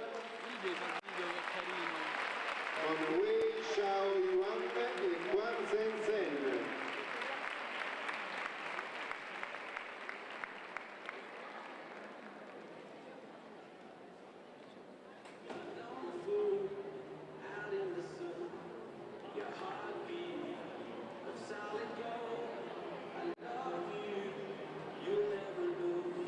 Tutte le ginnaste con la maschera caratteristica di Venezia. Vi ricordo che questa manifestazione celebra anche i 150 anni della Federazione Ginnastica d'Italia, che è stata costituita proprio qui vicino a Venezia il 15 marzo del 1869. Un applauso per le squadre prima di passare alla classifica individuale.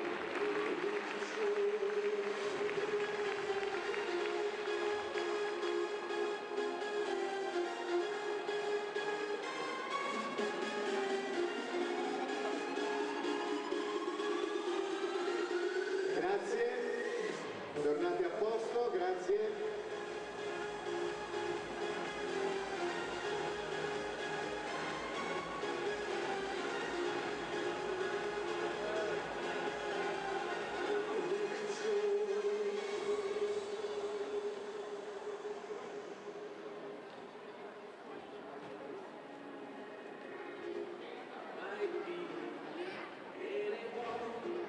Mentre le ginnaste tornano a posto per la premiazione individuale,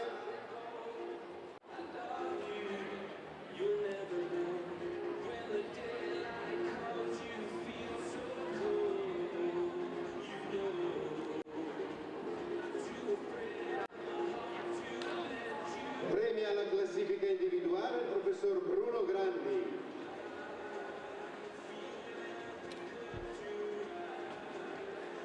Al terzo posto, third place, con punti 55, with point 55, Elena Gerasimova, Russia.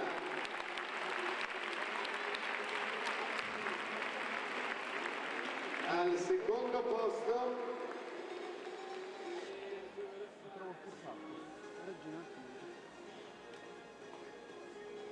con punti 55-200 al secondo posto, second place with point 55 and 200, Vladislava Urazova.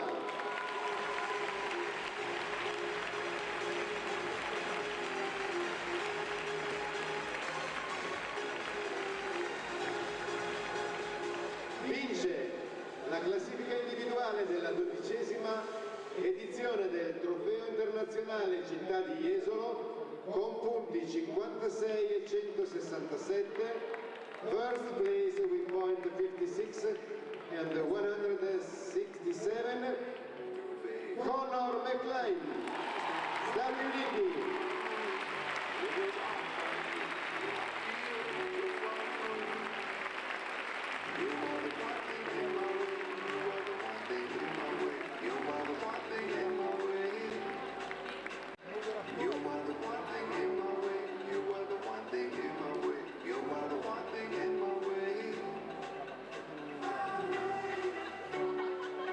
Grazie, ancora un grandissimo applauso al podio individuale di questa edizione del Trofeo Città di Jesolo, edizione 2019.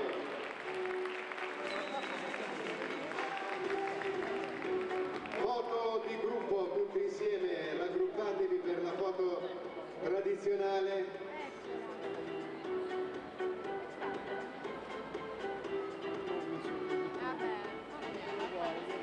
All together per questa foto ricordo di questa edizione 2019 del Trofeo di Jesolo, le più piccole davanti magari, va bene. Un ringraziamento ancora alla Ginnasio per l'organizzazione, un ringraziamento alla città di Jesolo.